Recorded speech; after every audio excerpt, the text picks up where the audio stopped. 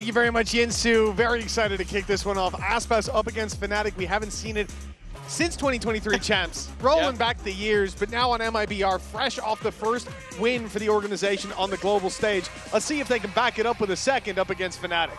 Yeah, I think most people look at this game and go, okay, you've managed that first match. Obviously, all of the teams from China had their struggles in the opener.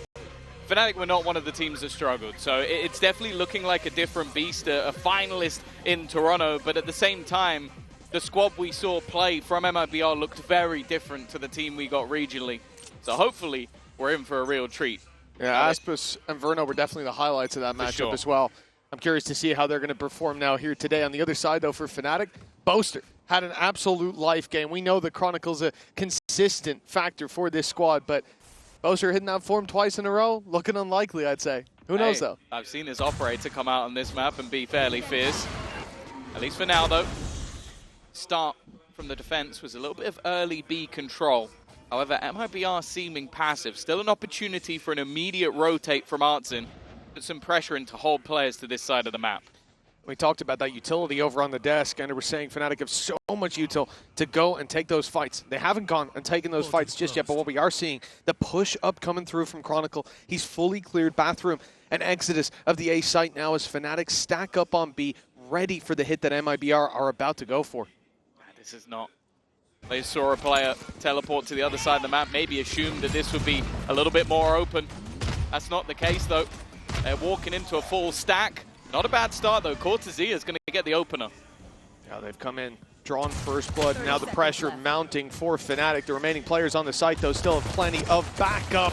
To Messi, and he goes down with the punish right after Crash. He's managing one, and Alfie are still flying under the radar, but he used his util earlier. They'll know that he's here. Finding the players a different story, but MIBR making a good job of it. But then Chronicle's flying comes through. A pain in the side as MIBR find only one left, and Alpha's there to Fnatic. They made the read early. The push up from Kron gave them the info, and the stack proved too strong to crumble. Yeah, honestly, from the position that they walked into, it didn't go too badly for MIBR. Like, I thought they were going to get slaughtered on entry. Like, you walk into a stack of 4 players with one flanking you, but it was that flank that sort of dealt the final blow. Post already up out of his pistol round. My son, my young boy. Nice! Good job, Already. Ronnie. Great We job. are going to have ourselves a little bit of pause to the action. Some issues with the in-ears, but hopefully that will quickly be resolved. Someone else I want to talk about, like we talked about the highs of the last game. You said it, Aspas, Verno. I think the Boaster and Chronicle, but it was Kayak. There was a little bit of a surprise for me. A very underwhelming first match within the server. I think if they are going to be a challenge for the whole tournament, a contender, he needs to be on point, especially when they've been at their best. This guy has been, well, people have said, oh, well, he replaced Durka, but he's already outdone him. He's already gone past. And, well, we had Durka up here on the caster desk, so I'm not going to say that's true, but at least when it comes to champions, thus far, it's not really been the case. So I think especially going head-to-head with, I guess in this case, not just Aspas, but also Artsin, he needs to prove that, okay, I am that guy. I can take over games. Yeah, I mean, EMEA viewers have definitely seen that face to Kayak. 100%. But on the international stage, here at global events, it's not being the same. And for him, maybe one of the biggest challenges is I look at MIBR and we say, okay, well, for Fnatic to touch base again, Boaster, unbelievable. Life game on Abyss. Chronicle, a consistent factor, and if you've ever seen a global event, you know that. But for MIBR, we know that Aspas and Verno are not the kind of guys who are going to take the foot off the pedal. That's all gas, no brakes. And so for Kayak, you know, already having a poor debut, there's a lot of pressure on him to show up here, and it ain't going to be easy to make that bounce back happen. But we know he's got the level. Yeah, and I think that's always been the good thing with Fnatic in general is you have so much depth of talent. Like, we haven't even mentioned Alfie yet, but everybody knows what he can do on an international stage. So I don't think it's like... The good thing for Fnatic is they still managed to win without him necessarily being at his best. But again, we're looking at the overall tournament. I think in this match, when you have someone like Aspas, who we already know can be the best player in any server, that's the head-to-head I'm going to be looking at. Of course, it is only our pistol done, but we are going to be getting back into the match nice and quickly as the timer begins to count down. And obviously for MIBR in this round, the main talking point is going to be damage. Can you drop any of those guns Or in this case, mostly SMGs. As well, Boaster was on his feet in that pistol. The only one not to secure a kill. You gotta have the confidence even when it ain't going your way. Love to see it. It's like trash talking only when you win. It's not really trash talking. No, you gotta be consistent with it. And he certainly is. Well, as you said, MIBR, they come in with next to nothing. Up against a lot of SMGs. It's a buy that gives Fnatic a fair bit of a punch in this round. And with the map that's in it, good potential for the next as well. There's the first for Chronicle. He's under a lot of pressure, though. Getting hit by that seize, and with the reload underway for Crashies, he couldn't quite help out. From here, well, I was going to say it'll be difficult to find more impact for MIBR with numbers for Fnatic. You can see Kayak's here to back up his buddy, but Crashies has been hit pretty low. There's still a chance for this to become a costly round if Fnatic aren't careful, and that's why you see this quite timid approach to denying the plant. MIBR actually playing this well. They're trying to bait in any of that additional utility. Try and maybe force someone to make a mistake. TP option. They could, back out of this if they wanted to. There is now nobody on the other side of the map, although both salvos are online to potentially try and deny a more valuable plant spot, but 30 seconds instead, left. just selling a ruse that maybe they've left. Try and get some players to peak more aggressively. But Fnatic are being patient themselves. Yeah, even just creating that gap, though, it's worked out so far for MIBR, being able to get boots on the ground to back sight, but with 14 seconds left, and this is looking increasingly unlikely, but there we go. The different plant position ends up dodging the salvos. Verno finds Crashies is still very, very low, and he'll fall at Verno's hands. This is already a great round for MIBR, and a chance to build even further. The snake bite down doesn't quite catch Kayak on the edge of the spike, and well, you can see the gamble stick it with that utility in play. It ends up causing them further damage, but still, It's not bad. 3 kills from that position. I don't think they can be unhappy with that. The 3 kills in a plant. It also means that going into this next round, you'll have any of the light shields from the few extra credits that you garnered. And the other thing as well is that normally you see those rounds where it's like, okay, the 2 players had a pistol, some had rifles. For Fnatic, that wasn't the case. It was a singular rifle, and then the rest were mostly SMGs. So they're still not going to have a particularly good bonus. But on a map like this, have opportunity. A lot of these close range fights, these tight angles that can definitely work for those weaker guns.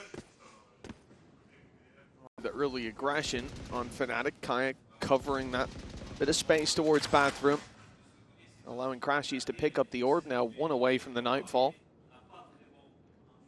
Quite a few weaknesses, the Toxins going up. fruit of their labor on MIBR in the previous round. It'll be a slow default. This can't be one that they throw away. Fnatic are saving up that money for the next. They'll have a full buy, as you'd expect.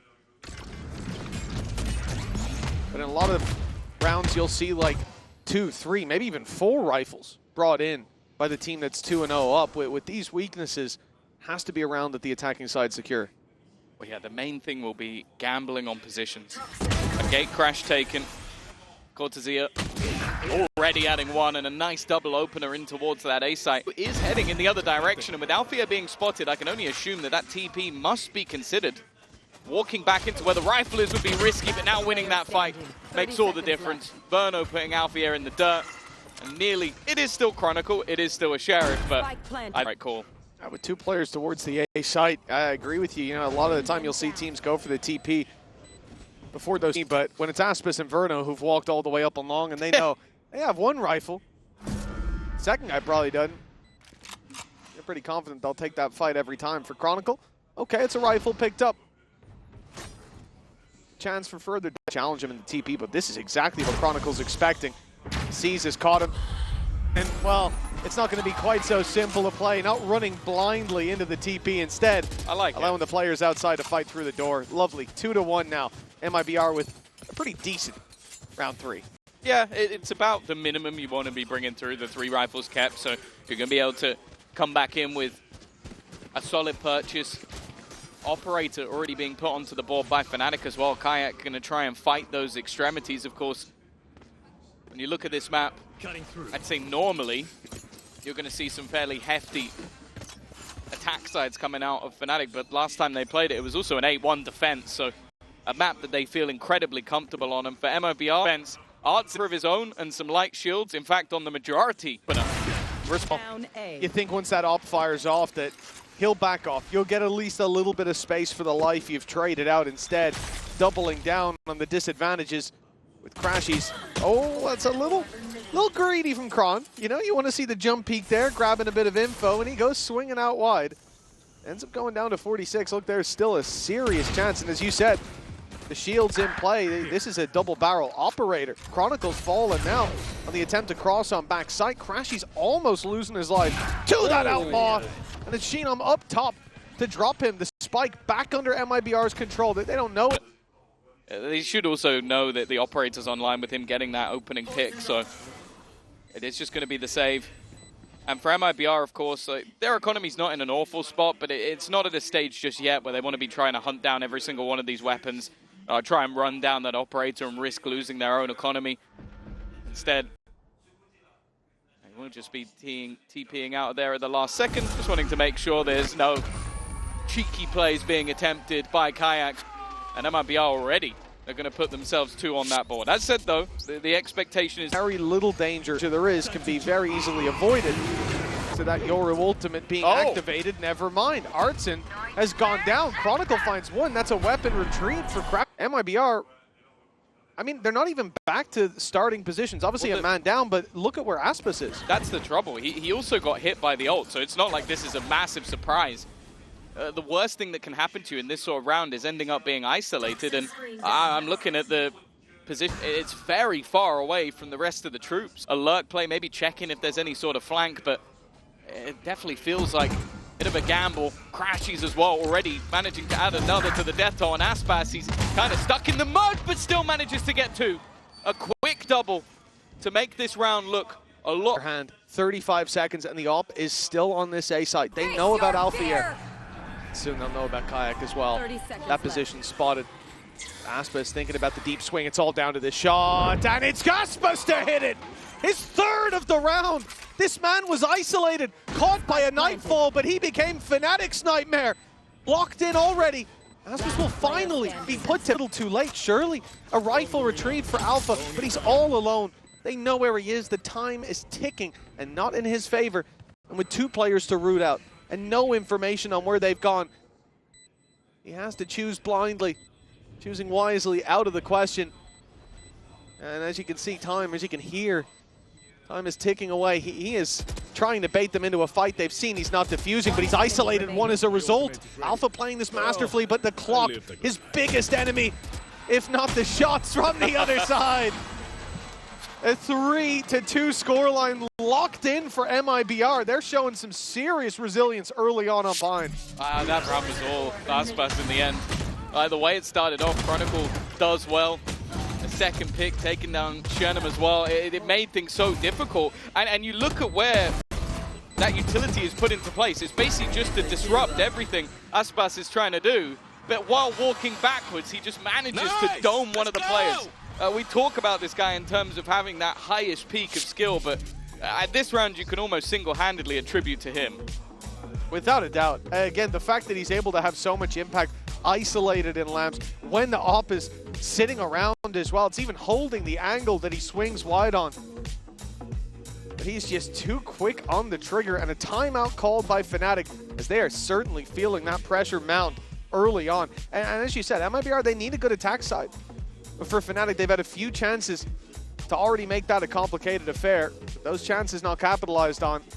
That's certainly something that Milan and Scott in the coaching booth won't be happy with. Yeah, I think as well this is a round where I would kind of look at it and go, okay, you got the advantage. There's a part of you that thinks maybe you can just hold. But the way they played that, I'm not mad. Like the salvos, they knew where he was. The salvos were put in to actually just go, okay, you've now got to move.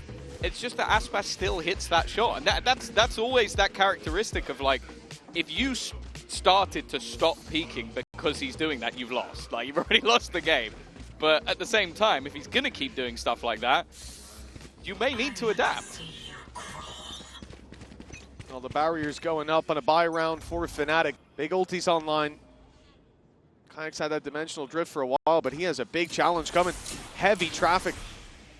About to swing right into him. In fact, not swinging. Walking up inside the wall, he spotted 1, and he gets out for free. That's a beautiful opener for Fnatic. The response is Showstopper fired through. Aspis doesn't find his mark with it though. Won't even get Lambs for free. Still has to brawl Chronicle, who is forced back, seized in position. He can no longer hold on to control there. But Fnatic don't need to with them quickly faded away though. MIBR, they're rolling all over this A site.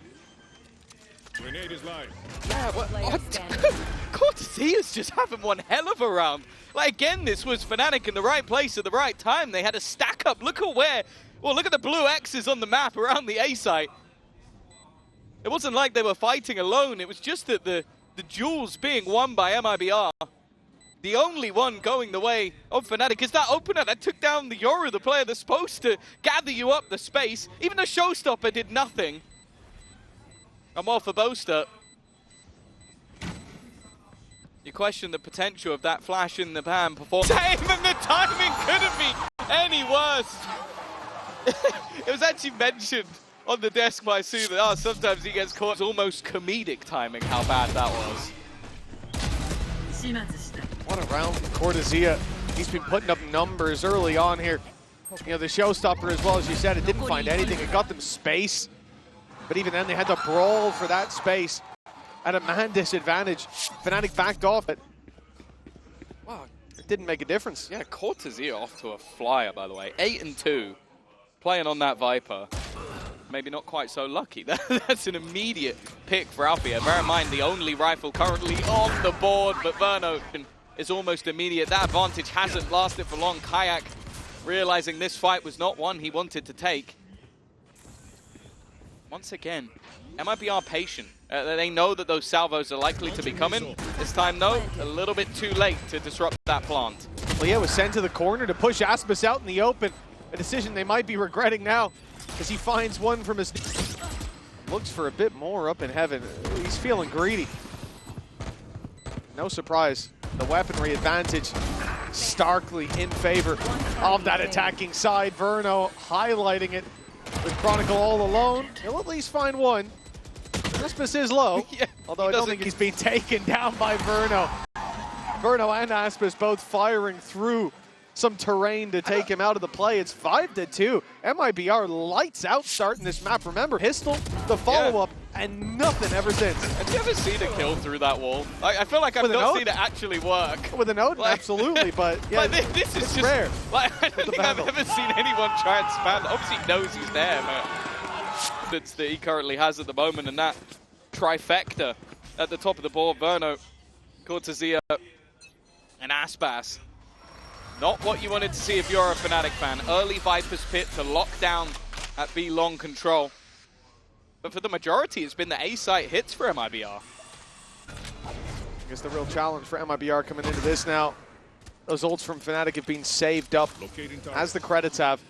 It's going to be a very strong response. Alpha's got to move quick. He's caught by the C's, but has just enough space to sneak his way out. In the meantime, though, Crashy's through the teleporter and out of the round just as quickly. MIBR, they're playing this so well. Just pumping the brakes, finding their advantage, realizing that, of course, with one player TPing, the A side has to be a bit weaker. Taking their time to rotate from Kayak, and with his gate crash, he can feel comfortable sticking around on A for a while. But it's come in. He's here with the op. He's holding the ward's bathroom, though. That Viper wall will stop him having any impact in shutting down the main body of this force. Still, plenty of ultimates to play with. That operator in hand, a gap being searched for. But it's Cortesia again. Find the trade, but that jump up from above needs to be watched for, and instead it's another wallback for Verno. There's not really much the remaining two can do. Bear in mind, Chronicle is still within his pit on the other side of the map, and for Kayak, he's not going to try and retake this solo with an operator. Another round for MIBR, and I want to touch on the mention of the calling, because this is Verno, the 19-year-old American IGL and the Brazilian team, that as of right now is calling a great game. If I'm not mistaken as well, didn't they say that during the season he swapped to calling at the start of the round and not mid-rounding? Like, he's been finding his identity in terms of that IGLing, and even coming into this event, we didn't know how it would look, but he is back to full calling, start to finish. He is on. Kayak looking to hunt him down. He's found his prey, but Kayak bites back. The op will be saved, will be carried through, as will Chronicle's rifle. He's been quiet over in his pit on the B site, on B long. He's chilling. This whole round. Another one, 6 in a row. And don't forget, we've already had it Fnatic, you know? This is the point where we'd be saying, oh, we want to see a timeout They called right it about what, now, but 3-2? yes, 3-2. And it's been 3 in a row. Since then, it's been advantages found by them and thrown away, or in fact, I wouldn't even say that. Like, Cortesia's been stealing those advantages back at times. And no, like, if you want to have a chance in the second half, you can't really be calling that timeout here. You gotta trust the boys to find those solutions. Alpha already in the TP, and you may bet that MIBR, no, he ain't going anywhere. I guess the assumption might be that was Kai. But that's already as bad of a start. Goes 0-9 for Boaster, by the way. Yet to Alpha does strike, but he's running back straight into the arms of another enemy. Shenum waiting, and now here's the TP. Chronicle tries to respond. Will be able to force him out, but the reactive smoke gives cover. Oh no, I don't know what's happened there. Complete miscommunication, it seems. That's left him out to dry, and the spike in the hands of Chronicle. This is one of the better opportunities for Fnatic, but they are all isolated. And this walk back from Shenum, I think, is going to meet the exact same fate. Recovery for Fnatic, it seems. As Artson left alone, op in hand, and he's found one. Over to the rifle. Both players isolated as well, playing opposite sides of this. And he certainly knows that Crashies was around that area. But now, of course, a quick look along. Oh, it's going to be a deep play from Artson. I like the idea, but Kayak was patiently waiting for it. Finally, a response from Fnatic, breaking the 6-round streak. MIBR. Miscommunication, like Verno having his back turned. I think it was the same when Shenum died as well. Back turned, the last kill, back turned. Like, this was all players that, okay, this one, there's no way he could have had the information, but it seems like they lost control of the map. And of course, Fnatic, you need to give credit as well to taking that amount of space in the late round as well, but it's not what we've seen thus far from MIBR, of course. No problems for them coming back up with a buy still. Having the Viper's Pit, but that has been online for a little while. And once again, Crash is going for the... Braun does well. Artson pushing a little before the wall, fully blooms. He will be punished. But MIBR, these... Oh, nice spam. These defaults have found them a lot of value in the early round. But in the last, they were spread too thin. It could be the same here. Crashies walking up, and he will get the jump on Cortesia with Verno down as well. This round seems to have no contest from MIBR, bar the little bit of damage done. And now look at the position of Chronicle. He stepped foot on the spike, and even manages to secure a little bit of space. His teammates rushing to his side. There'll be no further fight until the numbers are by his side. Crashies will have a 1v1, but he's won it. That leaves Shenum alone. Other side of the map, and that will be Boaster being able to close that one from Fnatic. And it seems like the success they're finding is off that little bit of aggression. MIBR, when it comes to these early fights together, having these rotations back to look very good, but these last couple of rounds have been in terms of the solo fights, and I was just about to say, I wonder if we're about to see a pause out from MIBR. We are. Yeah, I think just getting a little bit too sloppy there in the early round, offering up picks, going ahead of the wall, peeking wide into the op. And as I said, just being spread that little bit too thin, even getting caught off guard by Crashies going for the same push that he did previously. It will be a moment for MIBR to go to the coaching staff, quickly course correct, but already 6 rounds on the board. The thing is, as you highlighted coming into this, Tom, it's the defensive side we have worries about. For MIBR, this half ends up 6-6, especially with the strong start that they had. It's going to be a tough pill to swallow when they move to the defense. Yeah, like obviously I think coming into the tournament they've looked in much better form, and even when they did play against the likes of 100 Thieves and NRG, they were both very close games, but a lot of that was their attack. It was their attack that really drove things home. And for Fnatic, we already know that, especially with the amount of utility they have, they have always been very solid on that attack side. Stoke. No struggles just yet in economy, but you do almost feel like, at least for the side of Fnatic, they win this one, and the 6th round for them may just be in the bag with how low the credits are getting for MIBR.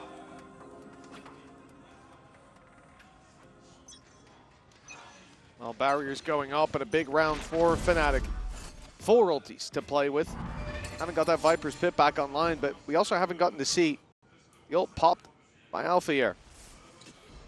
We've already seen the impact that those salvos can have if well placed, and you might see what happens when it's combined a little bit later on. So Alpha seems set to be alive for a retake if Fnatic need it. MIBR single player towards this A side, already expending some utility in that direction, hoping that they get some aggression. This was Artson sent out to catch that bathroom push, but a very patient display from the defense. Yeah, I guess expecting a change and thus delivering one of their own. But also, again, look how many ultimates are available for Fnatic.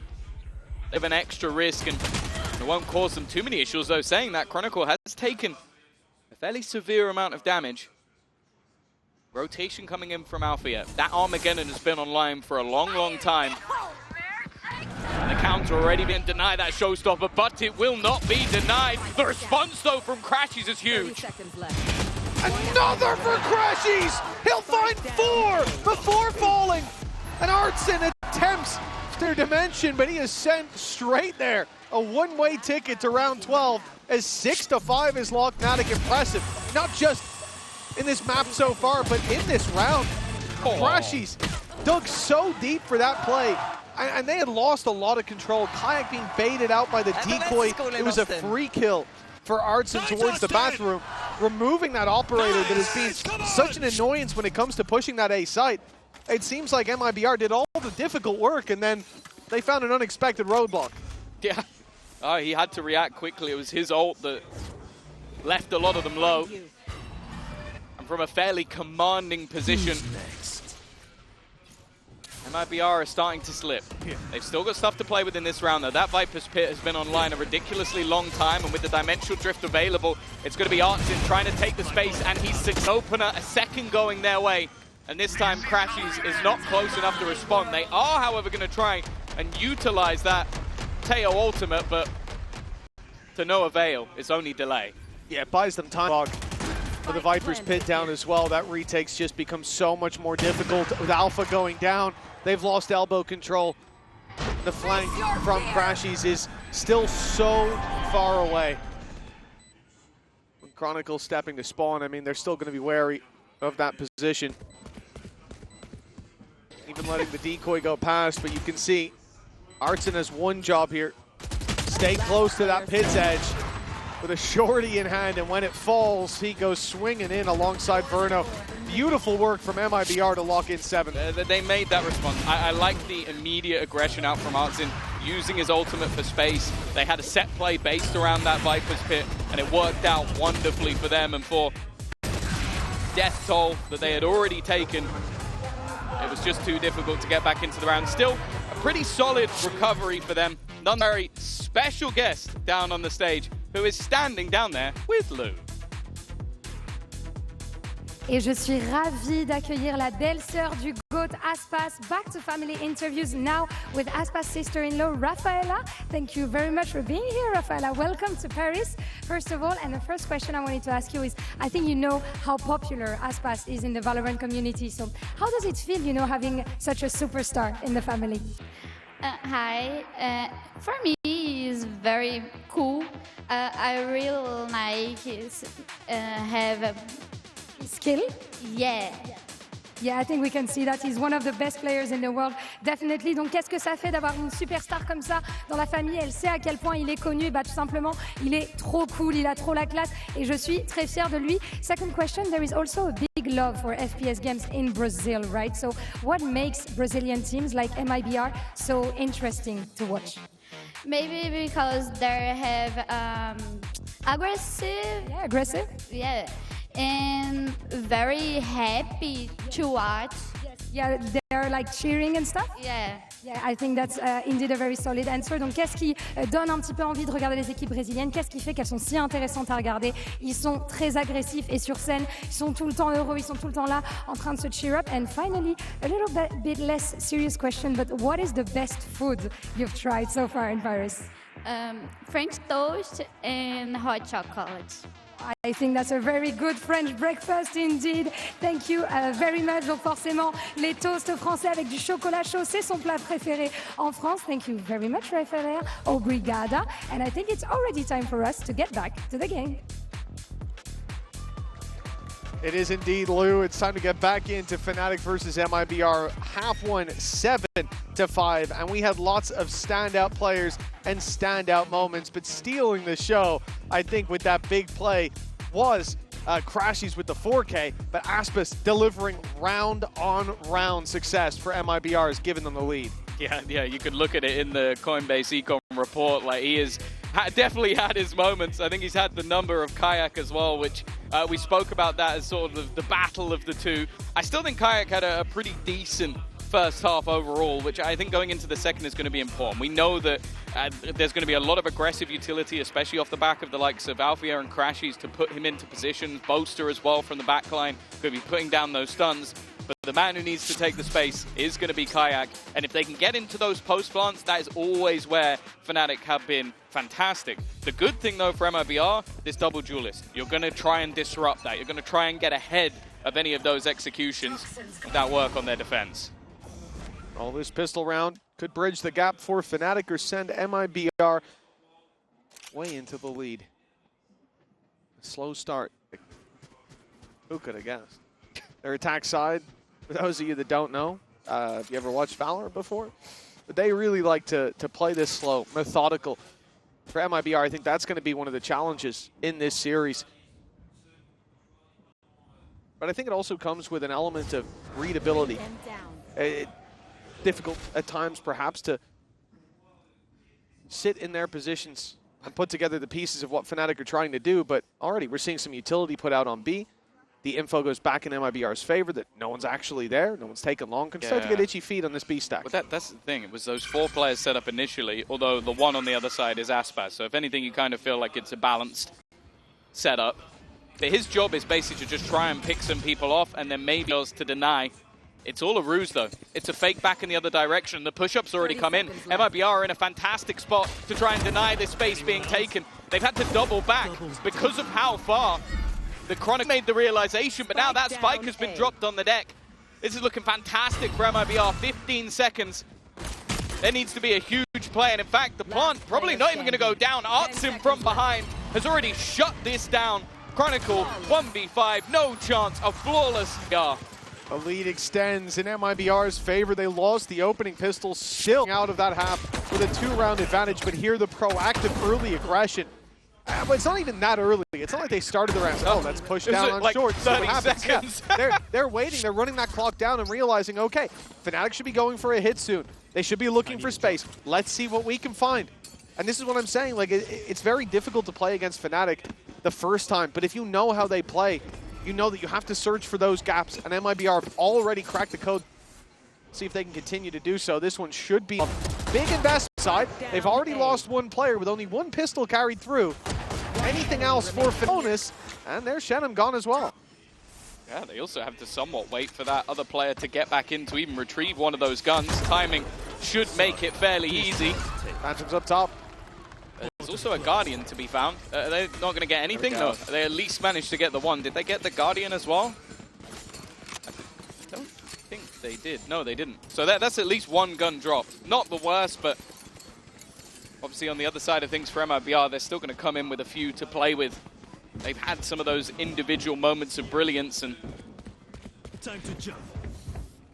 if they get one in this round, if anything, they're on the path to taking their opponent's map choice. Oh, Abyss up next. See how that plays out. Boaster's having a tough run of it, and he was a big factor in them finding success in their previous series up against RRQ.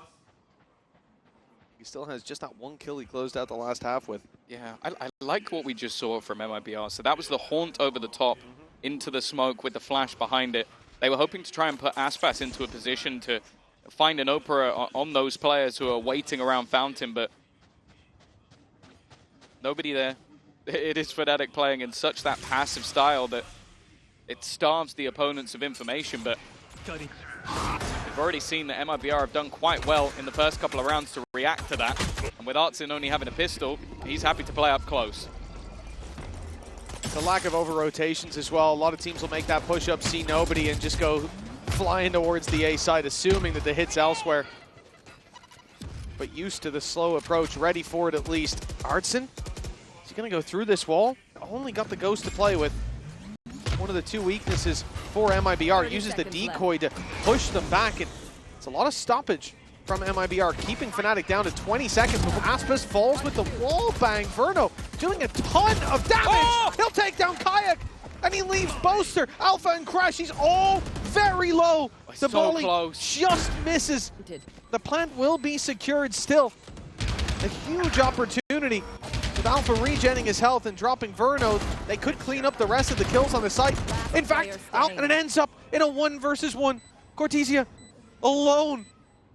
And no idea where Alpha's gotten to, thinking maybe that he's fallen back, but Alpha's close on the site, in that corner, just to his left, crouched down. The read is there, and so is the round for a seeming death sentence for Fnatic. As double digits secured by America's number 4. Yeah, what a round. Cortesia at moments of brilliance, but I want to give the credit. I just want to say to the core, like, look how delayed or how much they're holding their utility. That Haunt came online ages ago. But Verno knows, okay, if they're going to play slow, I'm going to keep this to the end. Still had a Prowler, still had a Molly. Even still had the clone to throw out. They're literally holding every 5 seconds, and it just allows them to buy so much time. And then you add in that little bit of individual brilliance once again from Cortesia. And that now puts them 5 rounds into the lead. Trades to start this one, but that's a big weapon for Fnatic. You saw the Guardian in hand for Alpha, but look at the rest of the pieces. 2 Stingers and 2 Sheriffs, at least site control for Fnatic, but the spike is miles behind. It's been caught by the Prowler. Boaster's got to run for the hills, and he's trapped in the corner. Verno won't let him escape. The spike secured now. The defensive side can't get there too easily. Crashy's embedded in the sights, being spotted. Shenum dealing with a major threat in this round, and you look at it, Fnatic, they're going to go back. They have to go back. So much presence for MIBR, the utility and the spams. It's given the presence away, but I like the fact that my main worry was that Cortesia was a little aggressive on B. Now he's backed off, he's given that space. There seems to be nowhere that Fnatic can go with favor. Yeah, they tried to fake the steps. No steps were faked. I don't know how Chronicle survived there.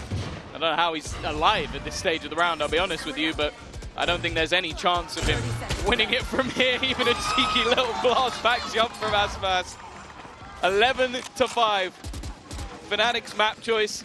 I think many coming into this matchup will go, oh, okay, they beat BLG. China's number 1, but I think a lot of people have sort of slept on that as a result because China as a region has been suffering this event.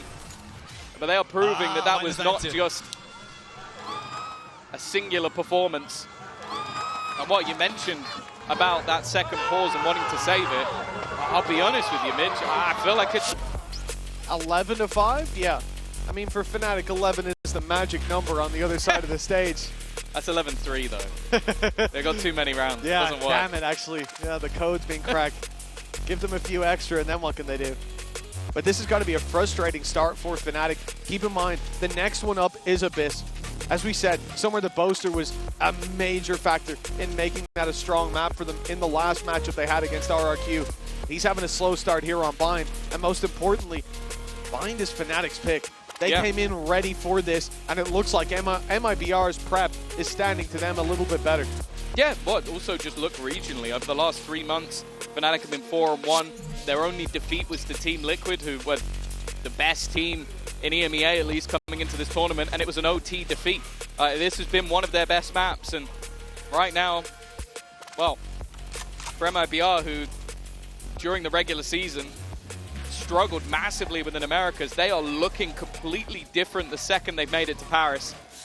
Bear in mind, this is a spot in the playoffs. A lot of people didn't even expect MIBR to be here, let alone potentially a map away from playoffs. Well, they came here early to Europe, got a week of boot camp in. I don't know what they did at that boot camp, but it seems to have completely changed on the defense where we were worried. Yeah. You know, did they have enough rounds? 7-5, even with a pistol. But arguably, this half has looked stronger for them so far than what we saw in the previous. And for Fnatic, they are running out of time. The pause called. This is the moment to put the pieces together. But so far, MIBR are the ones with the greater vision. Now, from watching your gameplay, I've seen an Odin plenty on this map, but I don't know if I've seen much of it over on the B side. Is he going to swing? He's swinging with an Odin. Okay. That's not what I expected, but I guess his teammates managed to get the trade. The Odin has been sacrificed in order to clear Kayak. I actually do like, well, I don't like him shift peeking it like that, but you're assuming that no one's pushed up because so far Fnatic have been extremely slow in taking B long control, and when they have, there's utility to follow it. So the assumption here is that that orb's going to go up and they'll start walking and you can spam through it. There's still the nade, there's still both flashes, there's still a molly, like none of the utility has been baited out just yet from the side of Fnatic. They are running into the blender. Caught to zero up close through a molly. They're not baiting out any of the utility. 6 seconds. And if someone swings this, it's all but over. The round is gone. Fnatic are just capitulating. They're making this far too easy for MIBR, as they have every single piece they could desire all the way to the last 15 seconds.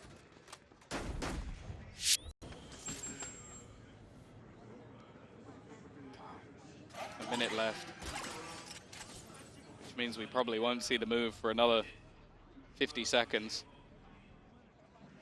Smoke down to delay. Nade still available, C still available, Snake Bite still available, Orbital Strike, Molotov, like there's... She's called with nade in hand. Fnatic will at least get a plant now because of that pick. A chance for them as Alfier's called. You find strength in your scars often. Well, Fnatic have got quite a few here. Yeah, it has been an impressive display by MIBR, but nonetheless, there's still a chance for a comeback. We'll find out after the break. They let everyone in my family choose different plans. We get what we want, and we save money.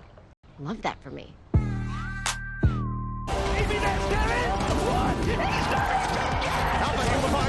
There's the short. Finally.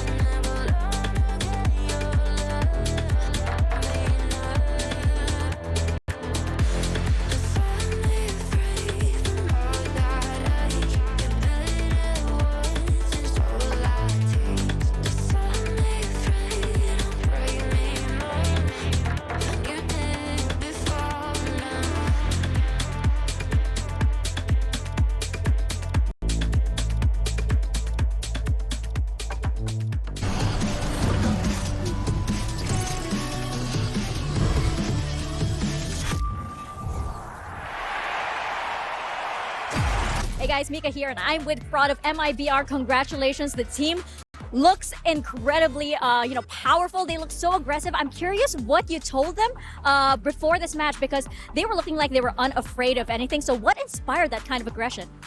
Just really focusing on our game. I know it sounds very simple, but for us, we're a very aggressive team. We like to play with confidence, and throughout some of the splits when we were having some bad moments, that we were kind of lacking that a little bit. So that's been our focus for the last 2-3 weeks ever since we boot camped, to just focus on ourselves, play our game, play with utmost confidence, and believe in each other. So I think for us, it's just we're very happy that we're finally able to put it out on the server and show everyone what we got. Got any teasers for Abyss? Well, we got it. Okay, you got it. All right, here to see it. Good luck. You know, sometimes I ask myself, am I a believer? Am I a believer? I think after that, I might just be a believer. What about you two? I just realized what you were doing with it. It took me a second. Am I your believer? Yeah. You're the OG believer. Yeah, Doug. and I am. I just wasn't as clever about it. Look, I am fully believe that all of Brazil needs to mass all of the funds possible to give Fraud a raise. The turnaround that this man has done with this roster is insane. And it was not necessarily mechanical issues. I think there were a lot of internal things that were causing problems initially, and he seems to have solved them. He did indeed. Let's take a look at the Verizon high-speed moment. This was MIBR in the bonus round. What a perfect way for them to play this. I mean, this is just crazy, too. They come down in numbers. This is their bonus. They only have 3 guns. So if Berno has a rifle here, maybe they just win the round straight up off of a good hunt. But instead, it comes down to this. Rear gets this first kill, but the step out in the 1v2. Cortesia comes on into the site.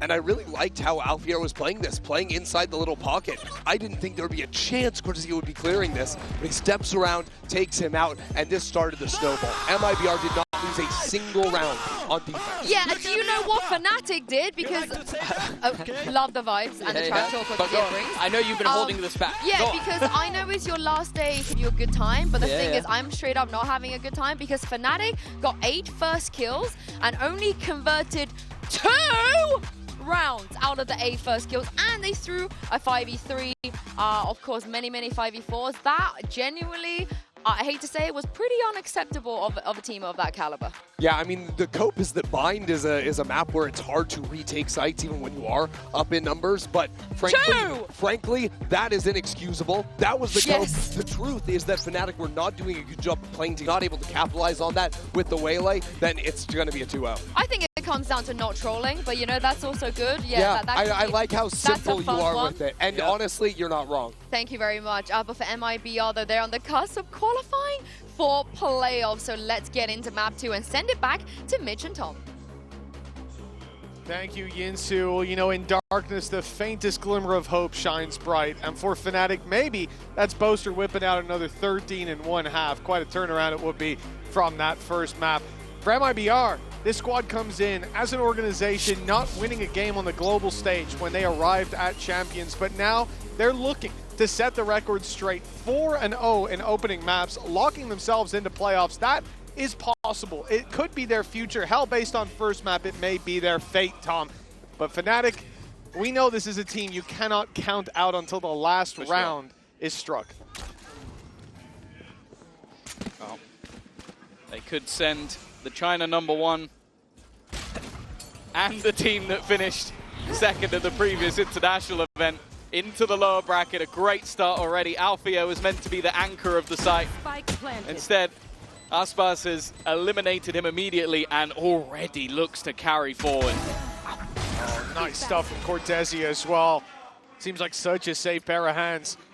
Lurking out on mid, picking them off one by one. Last man standing, a 1 versus 5. An ace needed, his first already chalked up, but Aspas takes him out clean. 1-0 start for MIBR. Pistol, big talking point here is going to be finding their rhythm again, getting back on the horse early. Well, that's denied right out the gate on Abyss. A lot of what we've talked about with this map coming back into the pool is sort of like the variation that we see. I feel like going back to when it first came out, this was one of the comps that was initially run, like basically just stealing the exact aspects of Ascent and then throwing the Astra in for a little bit more global utility.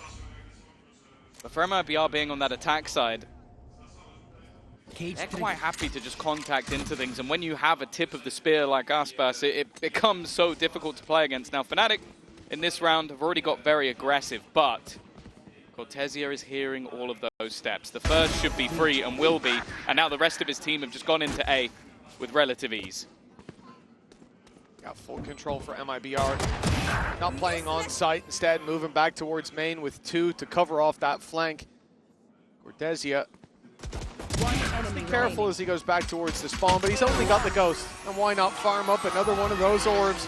A 4-in-1 start for him, and remember, back to the previous map, he was lights out as well, especially in those first 5 or 6 rounds. With a flawless in number 2, there seems to be no stopping MIBR. Yeah, getting off to a solid start. Of course, this is now their map choice, but we haven't seen them play it since the 3-1 in 2025 when the map was in the pool, but their last match was a defeat to Sentinels. For Fnatic, we've obviously seen it once already this tournament, and the attack side was where they really showed their best. I'll be honest, they don't look like the same team so far. Have seemingly had their number, and they come into this round, Mitch, with a buy that, I dare say, it's equally as strong as their opponent.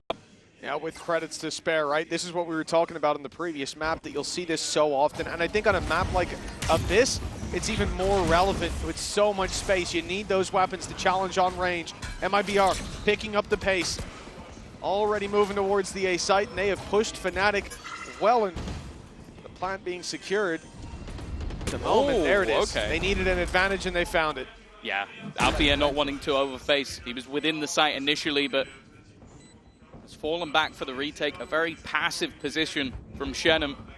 All the way back towards the spawn, just setting up utility. Cortesia, however, a much more aggressive angle. He's looking to play contact. The slow thrown through is Sublime, though. Gives that early trade back. A one-man advantage, but look at where the remaining 2 are. They are sat all the way back. They've got so many angles left to clear, and the spams might just be enough. A solid start already. As Chronicle goes down, well available. There it is, pulling them out of position. They need to push. They need to fight these players, because that spike is already ticking all the way. Somebody needs to be on it. And now the spam going through. I don't even know if there's enough time anyway. It will sacrifice themselves, but in a bonus round, who gives a damn? Yeah, when they've got credits to burn, hell, start, you'd trip for that. Especially when it starts out with Fnatic playing so passive, but finding their pick, trading out every opening engagement, and running back into a 3 versus 2. But they don't find either of those players in main. Let's go, Verno. Come on. This is looking like a complete diff on one side, and Fnatic have got to be feeling locked out. Rounds in that first map, none here, and they're left to pistols, a likely attacking side. Yeah. And this is MIBR's map pick. Do not expect them to let their foot off the gas. I love that post plant as well. Like, you have the close contact, so that even once Fnatic have cleared those players aggressively, you have everywhere else to clear on the site. You have to go through everything. You maybe expect even there to be supportive players, but then you have the 2 that have the util to do the damage in the end, sat back in main. That one round. Now there's no escape for Kayak. It feels like a one and done unless there's a serious mistake. And well, I think he actually did 0 damage there, which I don't know how. Those are some thick walls. Map is the case. Good damage by Fnatic to start with, but that spark is going out. Alpha's the last one standing. The rifle he retrieved from middle. Now brought all the way back to this B site. Asked up top, but he's too quick. 4-0 for MIBR. Fnatic still on the starting block. Yeah, it's opportunity. The recovery was good. I genuinely think that Verno might have entered the Matrix there, because he was getting ready to put a drone out and then managed to just dance his way out of every single one of those shots. Let's go! 4-0. Waiting to see Fnatic make a response. High expectations, of course, at Toronto Grand Final. It's not like the regional performance was not off the back of a huge run at the previous international. They had the extra prep time, but so did. As we said, that boot camp working wonders. Fnatic talked about. It was Milan on the stage.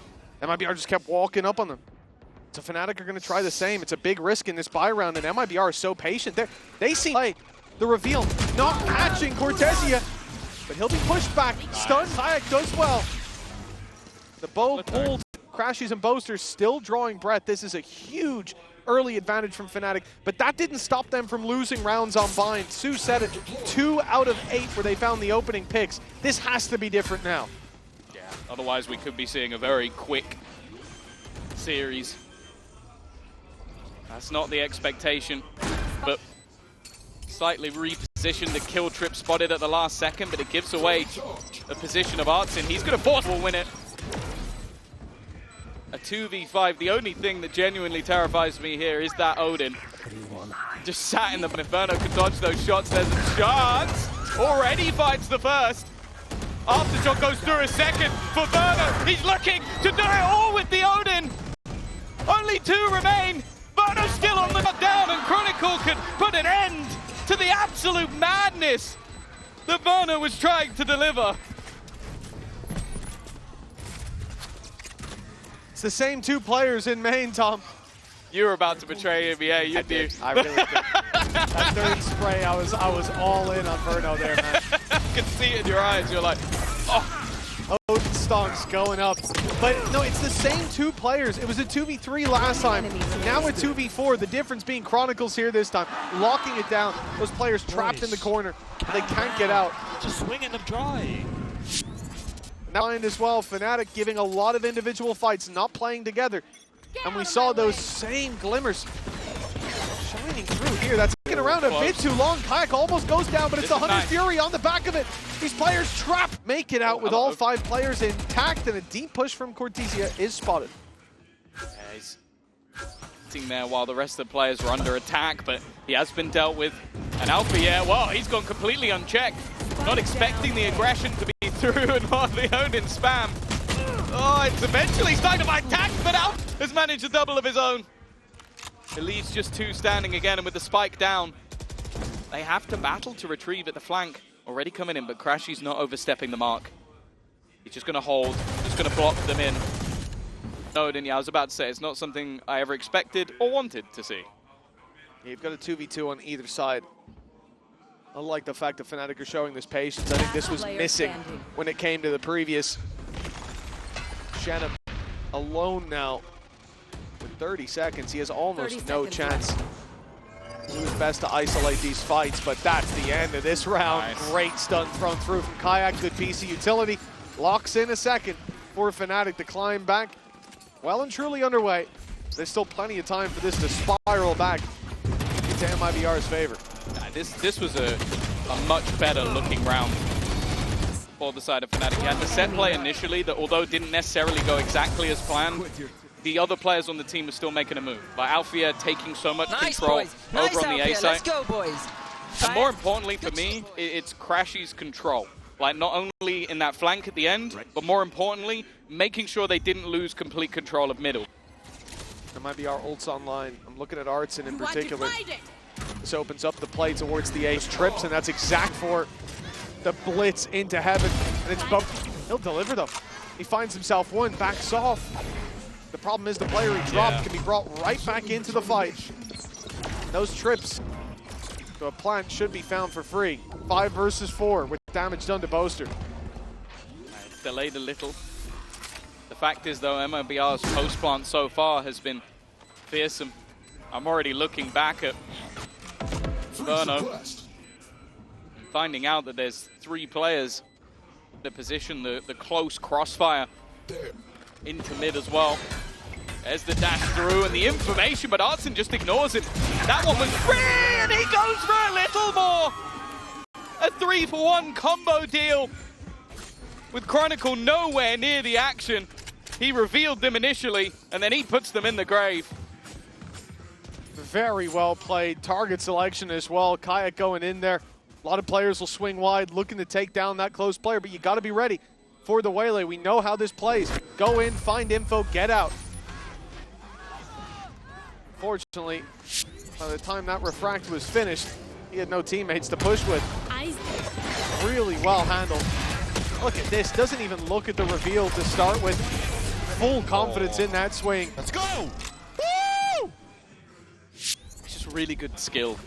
Are you picking the player that's the biggest threat? And I think that's what Artsin did perfectly in that moment. A couple of rounds on the board for Fnatic. That might have been enough in their last series, but it's a very different looking opposition against them. And they're getting aggressive once again. Has Refract online. Can't stick around too long and take that fight. That he can avoid the reveal that was thrown through as well. It's very nicely played. Good reaction from the attacking side. And again, this default that they're playing, they have taken a lot of space towards the B site. You look at Artsin, and a lot of teams will already be looking to capitalize on that space. But the spike has been left for 30 seconds or so as they wait for a reaction. Fnatic realizing we've lost B. Where do we push? Where do we try to take that space back? And in fact, they're comfortable just completely conceding it. Yeah, well, they're jump spotting, but do they realize how far Artsin has got? I'm not sure they do. It's a check. This will be the big fight of the round, while Boaster's already managed to win it. Even still, the site has been completely cleared by Artsin, so he got them the information. I'm looking at immediately thrown through, but 3 players have dodged it. Boaster's already... That's a massive connection. The trench is dug now for MIBR. Through. Can rain down from Fnatic to space. They're being picked apart. The save Boaster, in fact, it only bought him time. Alone.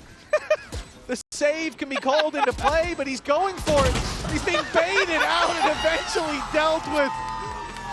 MIBR looking clean as Fnatic stutter on their way through. It's a 6-2 score. Hey, Verno, this is the Champions team. Bro's just dipping in and out.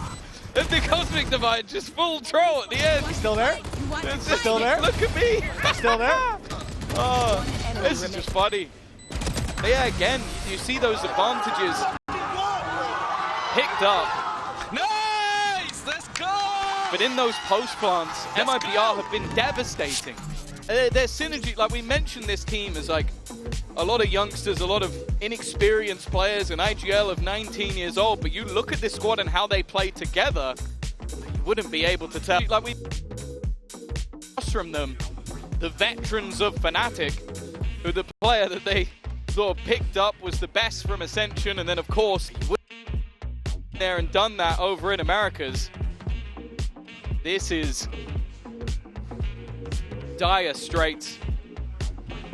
A pause called from Fnatic, and well, it's safe to say that this one needs to have impact, otherwise I think MIBR might be making it into playoffs today.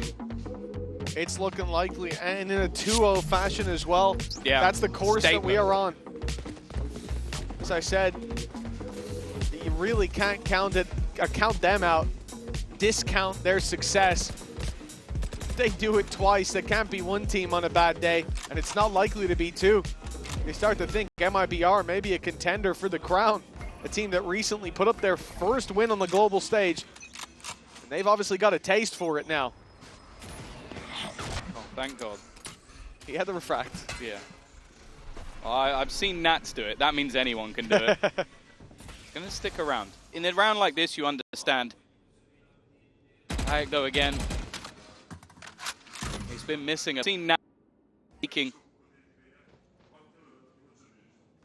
He just hasn't had those rounds we've known him for regionally. Side of things, it's been a stellar performance across the board. A slow walk up again. Bear in mind, this is Artsin with the spike. He's going through that smoke as well. Crazy aggressive as he links up with Aspis on site. The take under players sticking around, especially with weaker weapons. They don't have to be as respectful of this, instead using those cages to get a little bit closer. And Boaster's managed to overwhelm Jenim. Aspis, players all around. He's adjusted just in time.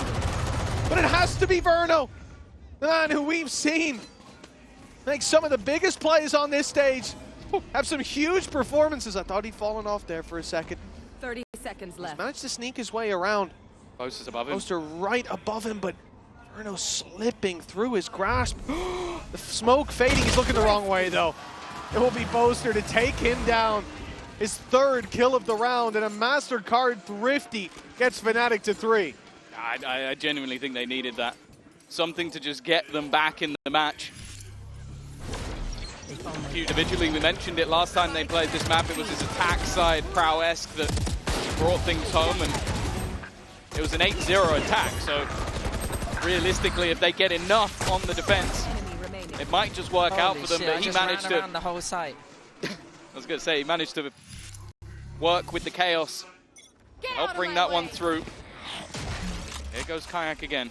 This time they're a little bit further ahead. He might be able to get one, and just to see what he does. Nice. Completely blindsided there. I mean, you're walking up with knife out. Clearly not expecting that level of aggression to come out, and this is again one of those factors of the Waylay and using it correctly. The early control, minimal risk with the ability to just dip on out of there. For almost anyone else standing in that position is a one and done. But no punish to the defensive side.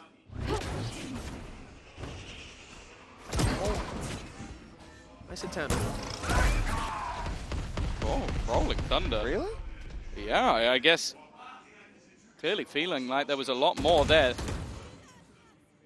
Cortezia has managed to get quite far, but you expect there'll be an immediate swing, and good interval criticisms. Even their last map was they weren't playing together. That one was a lot better, and now the full force revealed.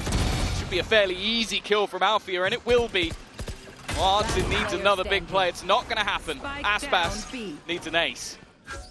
The 140 tag is cruel. 2 knives for Kayak, and it's one straight to the head of Alpha. Crashy's vulnerable to a single one, but there's so little time. Aspas will have to make maybe the play of the tournament if he makes this happen. It'll be tough to top 10 seconds, and already safety being played by Crashy's up in heaven. Kayak far away. They're just not going to give him the opportunities. Yeah, realizing how low the clock is, maybe wanting to take the extra gun out, may actually make a difference, and he's just going to try and float his way down and survive. I like it. 6-4. Fnatic finding their footing, and you start to see that sort of interplay and synergy that we expect from this squad. An early fight from Kayak, but then it's the bait from Boaster to give Alfia that opportunity. 4 rounds may already be enough. We don't know how. Go, come on. Let's go. MIBR are going to play in that defensive side, but for that reason, I think Fnatic will want a little bit more. Well, they're not the only ones. A timeout called by MIBR. Seeing 2 rounds from Fnatic was enough for them. Considering we've had some flash in the pan aggression from Fnatic, getting Kayak into that spot early over towards A main, catching them off guard. A couple of rounds, just a couple, where they've been isolated. You look at that eco, that very low buy, the stinger that Boaster was able to run circles around the site, surviving, thriving. It's not something that MIBR are going to take lightly. Well, I think as well, consider the comp that MIBR are running. Like when you have a double initiator and a Cypher, all with regenerative utility, you shouldn't be caught out in the at the very early stages of the round. That's where you have the utility to stop these players from doing that. So I imagine a lot of that would just have been a check-in from Fraud and saying like, look, we have what is needed to deal with these aggressive pushes. We just need to use it. Seems like an adjustment being made by MIBR to a more direct approach. We saw this in the pistol round. Yeah. Cortezia being... Well, we saw Alpha get cooked. Yeah, he got ripped to shreds. Cortezia was just playing super passive in mid. Managed to find himself a bunch. They'll go for the same thing here in the buy round. Shock up and over. Is that going to get... No, nothing. It's the right side. I think that was for default. That's where they want to plant.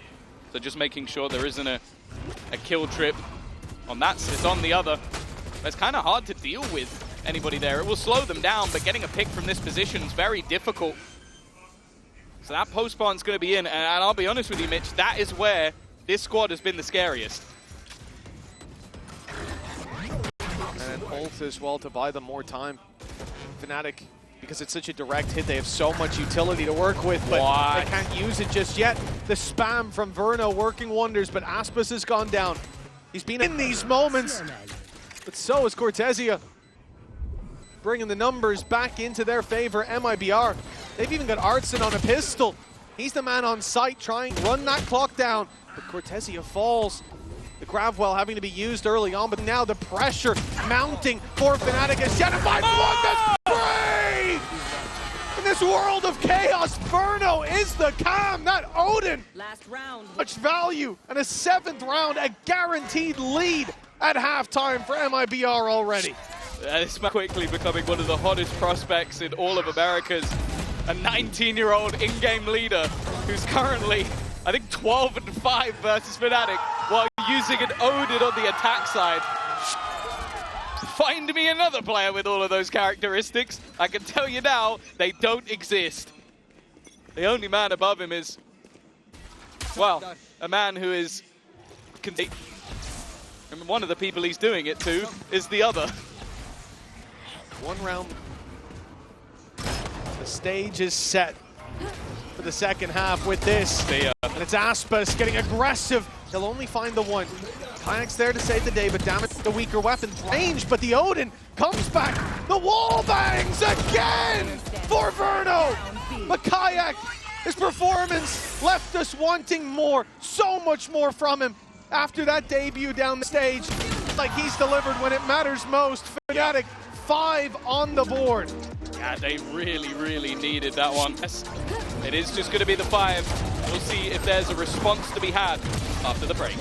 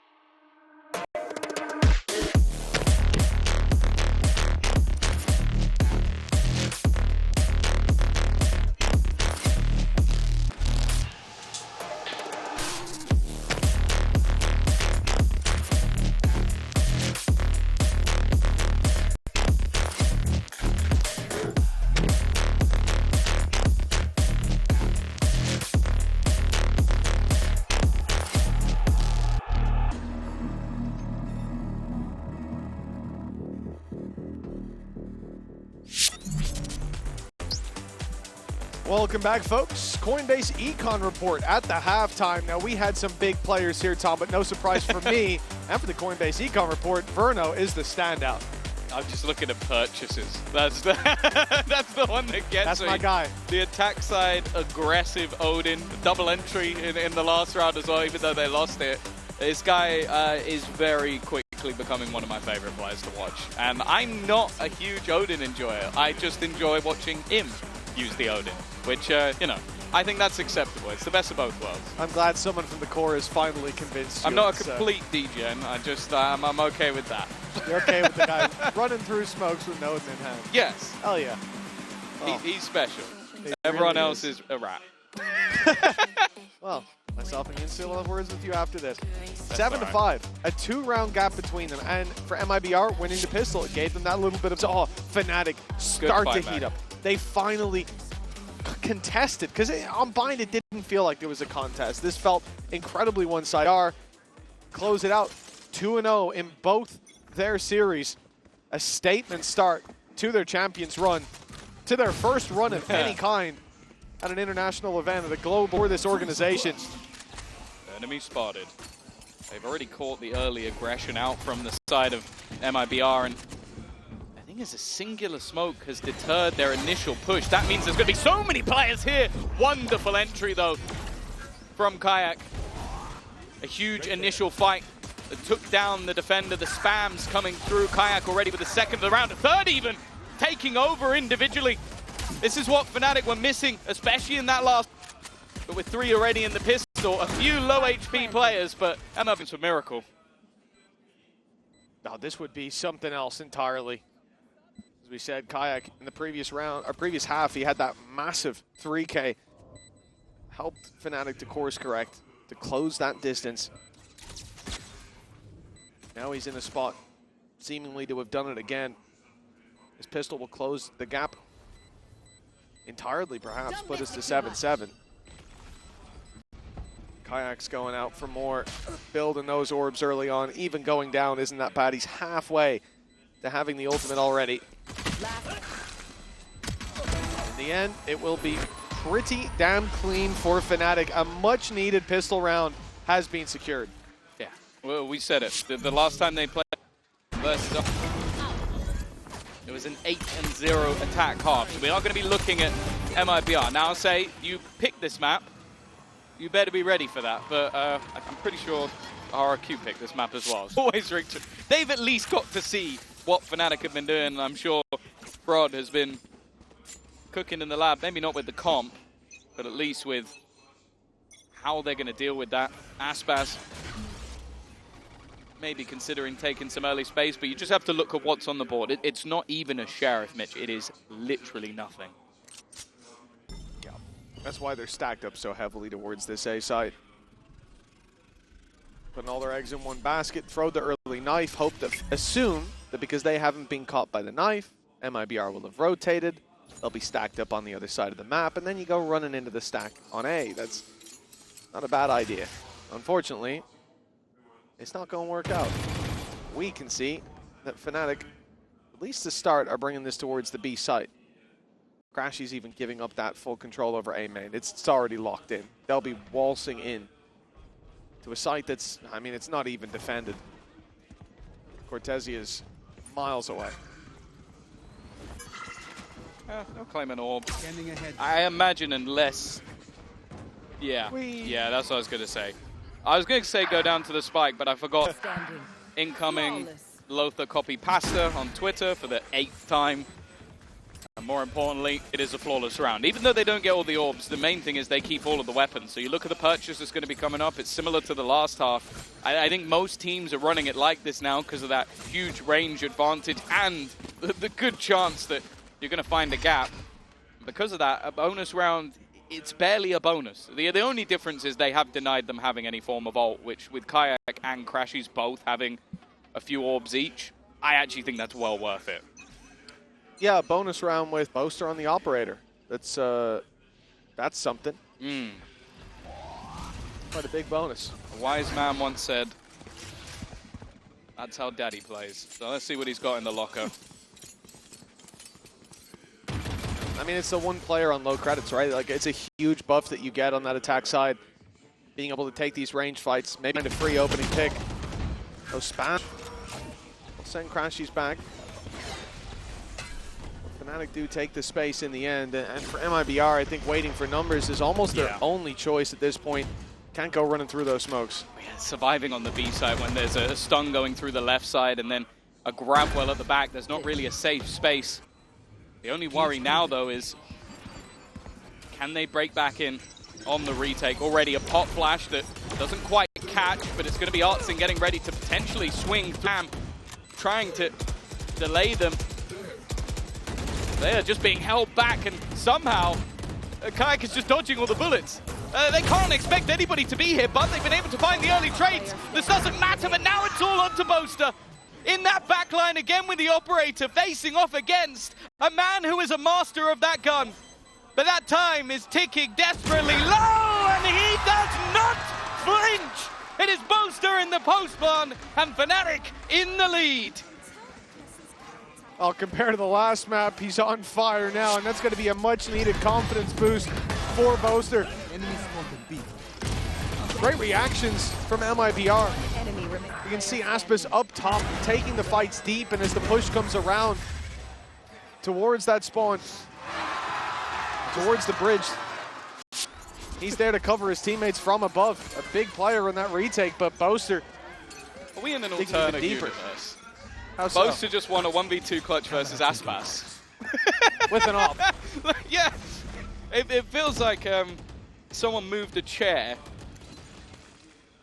a few million years ago and we've ended up here, but he's always been good with the operator, to be fair. Just shows it every once in a while, and the main thing was not falling for the bait, waiting for that time to be low enough that even if Aspas, it was all irrelevant.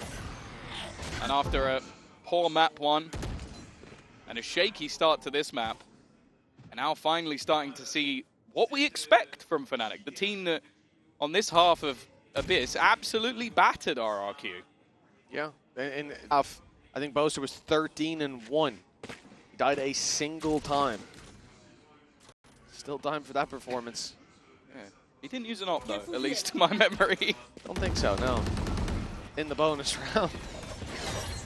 He's been doing well with this stun. It's going to catch a few again, but he takes quite a bit of damage through that cage. It doesn't seem to matter. MIBR have such a heavy disadvantage in every fight they go for. As soon as those advantages are there for Fnatic, this becomes an unlosable round.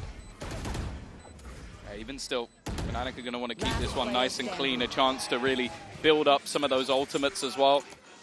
Hunter's Fury already available, and Convergence Path, the way layout, just one away. That's why Kayak is on the hunt.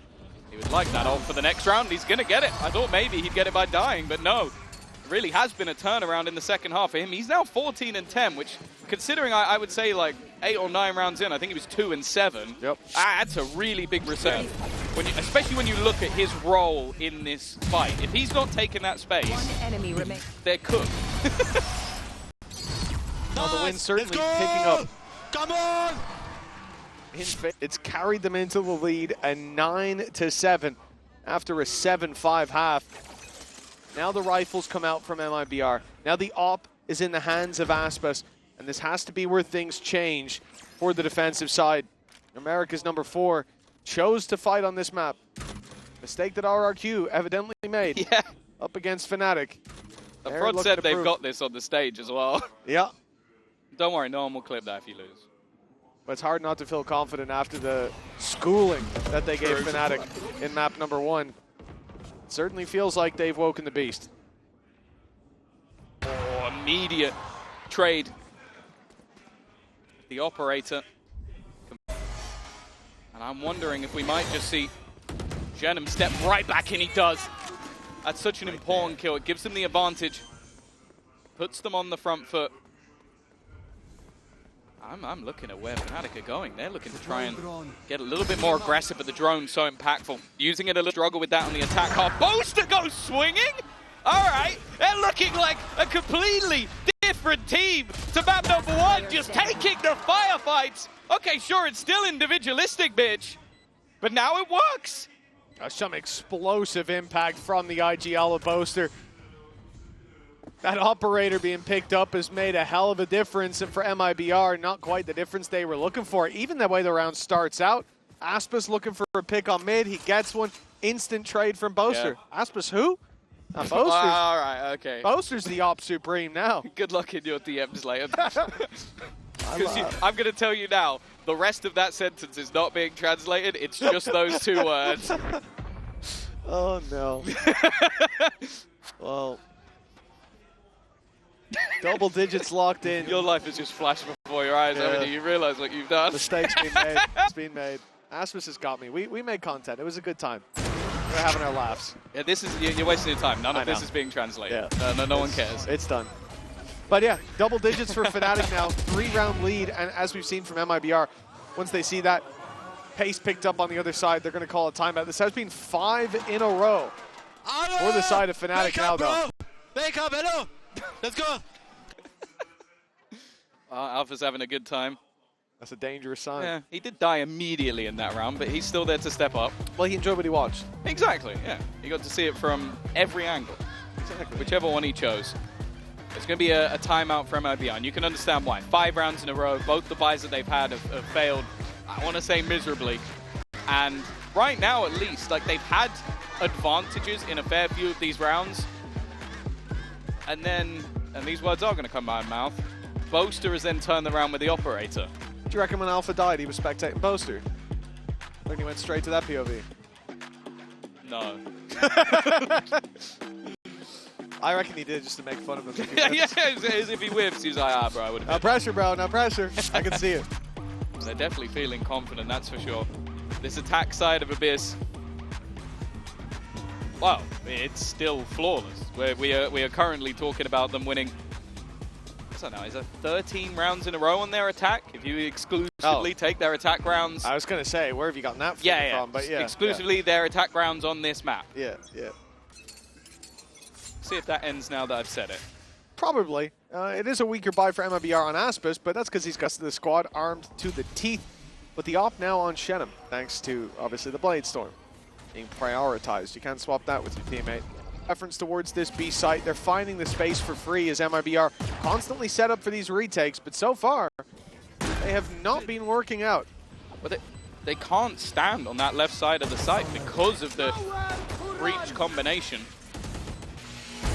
Already, Hunter's Fury, it's such a tight corridor to try and make your way through. Alfia also in the backlines. It seems like they have a decent idea that there's a player here, but it may not matter. A little bit shaky and actually turning things back now into a plant still sits, and they haven't managed to deal with that player in the backline. Artsin to truly swing, but Crashy's once again taking over, and Aspas, I think he got lost on the way. Does appear to be the case. For Fnatic, take it. He was trying to kill them from off the side of the map. I understand. Oh, nice. Yeah, he was trying to find an angle, and then when there's the one, but then he needs his teammates to. Yeah, he needs his teammates to not quite silly. Yeah. Well, he got his one. He traded it out, and the main thing has been it's very difficult for them to fight towards that back of B site. So you have to fight from it. Got them a pick, a valuable one, but they couldn't capitalize on the space. MIBR, exact same execute. They're facing the same attack, and there's no real solution. Get the grab wall there to try to pull them in for the pick on backside, but with that not being offered up, we're back to square one. Yeah, they've repositioned these trips into a million different places, but if you don't have anybody on them, you can't kill anyone off of them. We are into this same post bar. Now this time, Cosmic Divide, that's at least going to make things interesting, but look at the Fnatic players immediately running back through into the site, looking to join in, and there's that flank coming through once again. It may not even be needed. The players on the site doing good work, the wraparound from Artsim, but now he's all that remains, and he's completely surrounded. Will be heard and quickly cleared. Fnatic's B-site execute is looking, well, unstoppable. That's the only word I could use in this scenario. Maybe if they do win this out flawlessly, Mitch, I've just realized how many rounds in a row they would win on that attack side. It's exactly the same as versus RRQ. History has a way of repeating itself. Not normally that soon. Yeah, back to back. That's a hell of a feat. The Fnatic looking to have corrected every mistake from the previous map. They're playing together, this team, this unit, looking much sharper. Like, you're not doing this again. But they have to do something. The retakes haven't worked, and now it's time to fight for this ground. Fnatic putting a rolling thunder to cover the fallback, and Aspis makes it out, but they've lost Shenum. The cross on mid, caught, and Alpha's out of there for free with the cages. And look at the spike. It hasn't gone through the choke and taken the same space as before, and now the A site's open for the rotate. When they don't even necessarily have to commit to that. You can see the rotation from MIBR, and of course they're going to rotate. You've lost 2 players in middle. You've got to expect that players looking at the position of Boaster and starting to question, is this a lurk, or is this them going to wrap back through mid? Because this is what Alfia has been doing the entirety of the match. They can get into this position. The only man standing in their way is Verno. It's going to be a single clear. Alpha on his own, but he doesn't get dropped. Verno was expecting the swing. The PC utility being taken out. Caught him off guard. 30 seconds No left. punish. That means MIBR sit with the disadvantage now as surround. Oh, Cortesia. He's stuck in this corner. He can't get out without a big fight. Finds his first. Kron is low, and he'll fall as well. 12 seconds, Spike down. They need to deal with Cortesia, and they will. 7 seconds, Spike makes it to site, and a plant will be secured. Fnatic here, Aspis, the last man standing, the final hope of MIBR on this map, but the flawless streak continues for Fnatic. A dominant showing, a bounce back for the ages on Abyss. And map 3 of Haven's on the horizon. They are 16-0 on attack rounds of this map. It is definitely looking like their new home turf. And honestly, I'm waiting to see who's going to be the first team to even take an attack round, or a defensive round, I should say, versus this squad. Nonetheless, we'll be back after the break.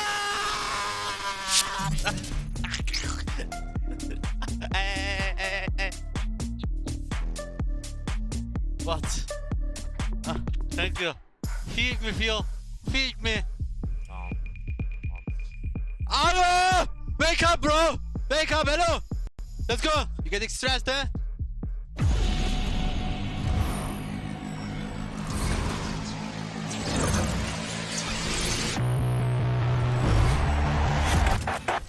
Game changers. It's about competition, pure happiness. It's like a crazy rate. It means so much to be back. I guess you know what I've been looking for, success. The beauty of gaming is it doesn't matter who you are. And as long as I'm good enough, Everybody's gonna. I can go as far as I want. That's what I like to see, baby. 全世界都会知道我们的厉害。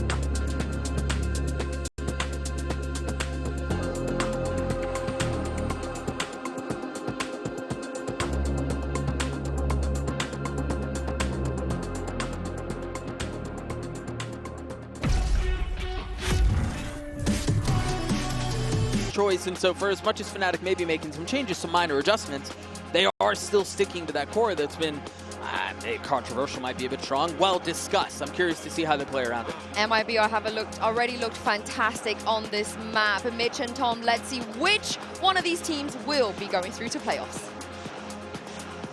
One last time, Fnatic up against MIBR. Haven is the final battleground. And if you're MIBR right now, you got to be feeling pretty good. Sure, not about the last map, but going into Haven to decide this, that's set up well for them.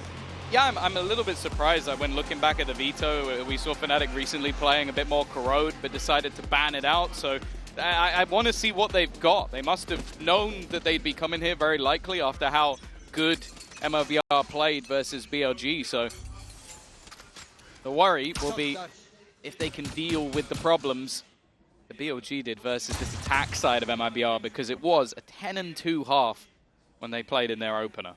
Yeah, pick your poison really between Corrode and Haven. Aspid, Corrode up against BLG, but Haven looked so good. And the scoreline that ended up closing out in favor of MIBR, it was an attack side from Verno where he was 5-2, closing it out. The man barely died, but he drew his fair share of blood and then some. Keep an eye out for him. Talked about this on the desk, because the defense The duelist can sometimes be a bit of a weakness. You can see Kayak drop off. Well, he started out with flying colors, as have Fnatic. A 5 versus 3, and MIBR trying to make up the distance with a deep push, but oh, it's messy. He got there in the end, and he's got support coming in from behind as well. Maybe didn't even need it. It's the wall bang for Kayak. And I do wonder if the compositional changes to allow him to be that little bit more aggressive. Like, sure, with Neon, I think you can run in with sort of set play utility or little bits of additional things, but I feel like this allows him to be a little bit more on an island. Like, he can push up and quickly get out of there and rotate over to the other side of the map. I also think, looking back at the last map, obviously there were a lot of talking points, but for me it's Alpha here. I think when this team, even when, like, before they played the double duelist, before they played that and he was on this Killjoy, when he was on form, that was when they looked their scariest. And he had a fantastic map too. Classics across the board for MIBR. They've done this a lot. There's no real need to invest further in their mind. Okay. They can make it happen with the weak weapons. Shenum's the first, and it's Kayak that gets taken down. The upgrade is only to a Marshall. It's not going to help them out a ton, but it could weaken some players, make Only it a bit a easier for Marshall the Classics. in us versus Ham. Hardly a threat, is it? No, not when there's one in Boaster's hands. What? You're saying? Already starting to get a little bit scary, but there's Crashies. A wonderful triple spray down. It's still going to be a very costly round, but the rifles will be kept through at least. Quite a bit of damage considering it was only the Classics that they started with. This is where we expect things to change a little as the buyback, actually at least looking right now, the buyback from Fnatic is actually quite hefty. Nice, come on, nice Martin. That's my Brashies right there. It was mostly Crashies, not so much the Brashies that time, but we'll give it to you anyways. For MIBR, yeah, they're going to get a full investment, credits on the line. But the bonus on Fnatic looking very beefy. As you said, they invested a little bit more. Boaster and Alpha pretty low on credits. But it gives them pretty much equal footing, with the exception of the Stinger on Crashies.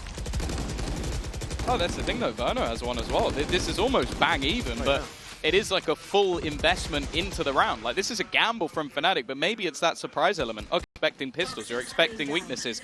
Maybe you see the first rifle, you run into another position. And I'm looking where that Stinger has already got to. It's super aggro. Artsin going through this is a pretty serious gamble if he gets caught. But he will just duck out of there. Now, Boaster, is he going to get caught with utility? Yes, he is. They certainly gave them no shortage of opportunities. Swapping between the rifle and the util, it's the smoke that gets him in the end. The response from Fnatic, a double push through doors, but it's being watched. Flank covered by Art. Out of there. Makes it to the corner at least. They know now there's heavy, no 2 players spotted. Cover going out. Even a smoke down there as well. The challenge on the site has to come from Kayak. He's the only player coming from that angle. And Alpha takes a risk walking through the smoke, but it's worked out. Big advantage for Fnatic. Taken down to equal footing, but Verno on 4 HP is being pushed back, the time ticking, and they still have to deal with Aspas in the corner. They've done so flawlessly. It's looking dangerous. Verno had a chance there, but he's fallen all the way back as time has ticked rather all the way to the end. A Red Bull clutch coming in. And the patience there, a margin of 4 HP for MIBR. Yeah, I think as well, just that late round realization from Verno that the clock was gone. Didn't need to stay and fight, didn't need to do anything other than staying alive. And if this was a bonus round, we'd be talking about it as like, okay, that's incredibly costly for the side of MIBR. But as said, that was a fairly heavy investment coming out from Fnatic. It's going to leave them in an interesting spot, but I am looking at the Outlaw. There are 3 players, 1 shot to that gun. Kayak could be...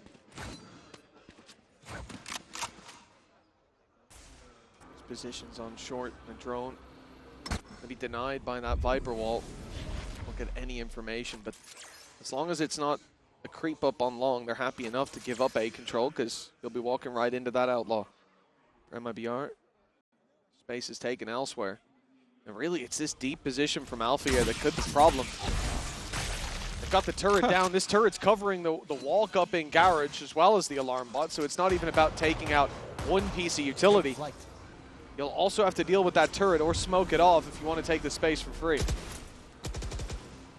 A little bit of extra information, but doing anything more than that's going to be difficult. The battle of Alpha and Genum could be Integra. I think that was actually a dink that was just connected through the wall, so a little bit. And the patience of Alpha are going to be everything that, though. Genum very careful. Time starting to tick. Chronicle wants to try and make a play, and he may have just made the play of the round. A quick double. Bosa now gets another, and 20 seconds left on the clock. I think MIBR might just have to make the decision to retreat here. That aggressive peek through from Chronicle has just ended the round in its tracks. They saw Alpha here on long and no contest on the utility being broken other than a spam from the defender side of Garage.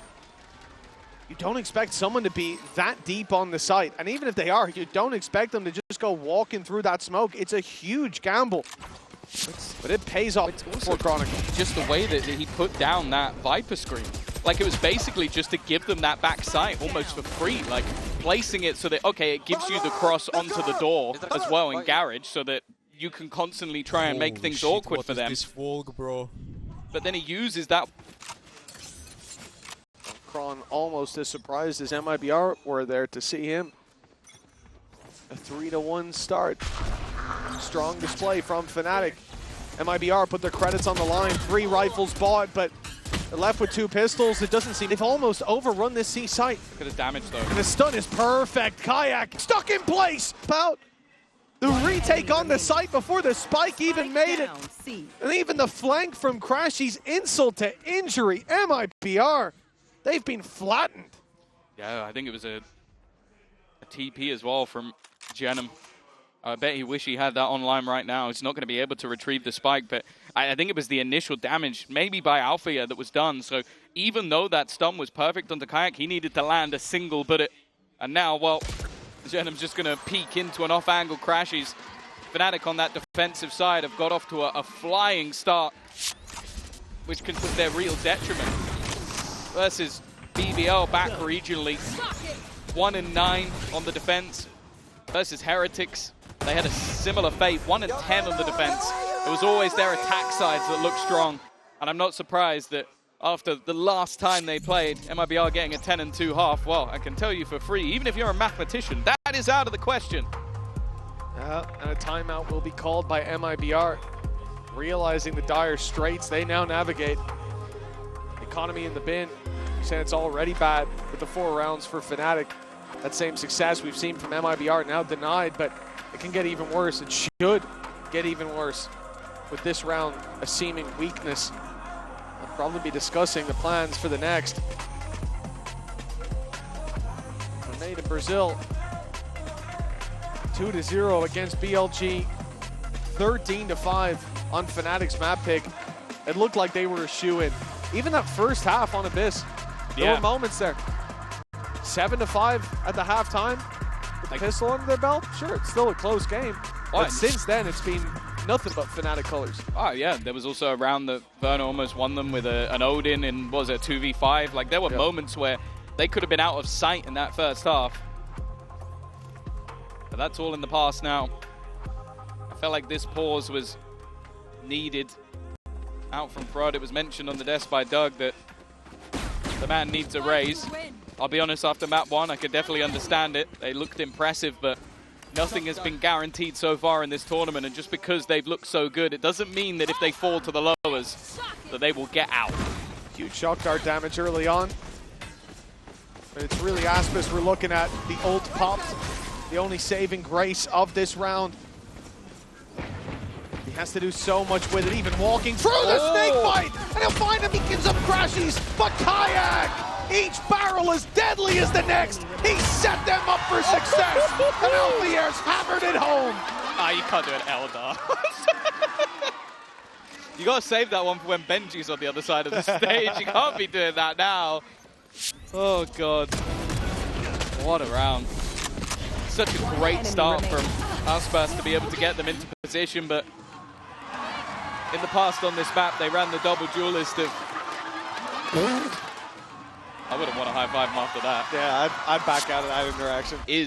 Well, the players who played the double duelist, Kayak and Althea, that saved them from what could have been an immediate return after the pause. That would have certainly got the win back in the sails of MIBR. Instead, it's a decent round, but not a win. This is the round that most hope sat with. Rifles for MIBR, immediate responses. They look to take the site control. The paranoia was sent through. Now from the attack side, the same. Around the left side, they look to fight as Alpha dodging the power and Din took his space. Crashes, lands on the Cortesia, and looks for him, finding two. MIBR, half the numbers of their opponent at 2 versus 4, and nothing to show for it. This is the Althea that's scariest. I remember rounds where he used to just jump out of the window and garage, spray down 3. Like, he's in that sort of gamble mode. I'm willing to fight anyone at any moment, in any place, at any time. He walked in when they didn't even know how much of the site they'd already lost. Now sits alone on the A site. That's one of the few gaps. As if they can clear this man, they have a chance. But with the alarm time, an immediate rotation. Verno's done well. This now definitely makes things that little bit more interesting. But the HP, it's going to be a little bit lower. A missed shot. And a chance for Artson to take that extra space. But now they've got it. Oh! Cross onto the side, and it's looking easy. Artson, all 3 for him. He has just pulled out a bit right when they needed it. All the credits on the line, a full investment, and a streak from Fnatic. It was building up some serious heat, but they have snuffed out those sparks of hope. Again, just perfect decision that he chose. Isolated 1v1s and won every single one of them. Spoke about the confidence of Fnatic, but it might have just taken a beating. A 2 versus 4 that has gone the way of MIBR. Of course, the economy of Fnatic is nowhere near as damaged as that of the other side. Kayak now with the operator in hand. He might just get the first for free, but Verno is not going to give him the angle.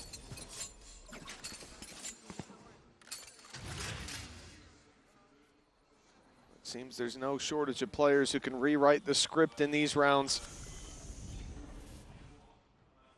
MIBR need to build on the coming into this with weaknesses. Full ultimates for Fnatic.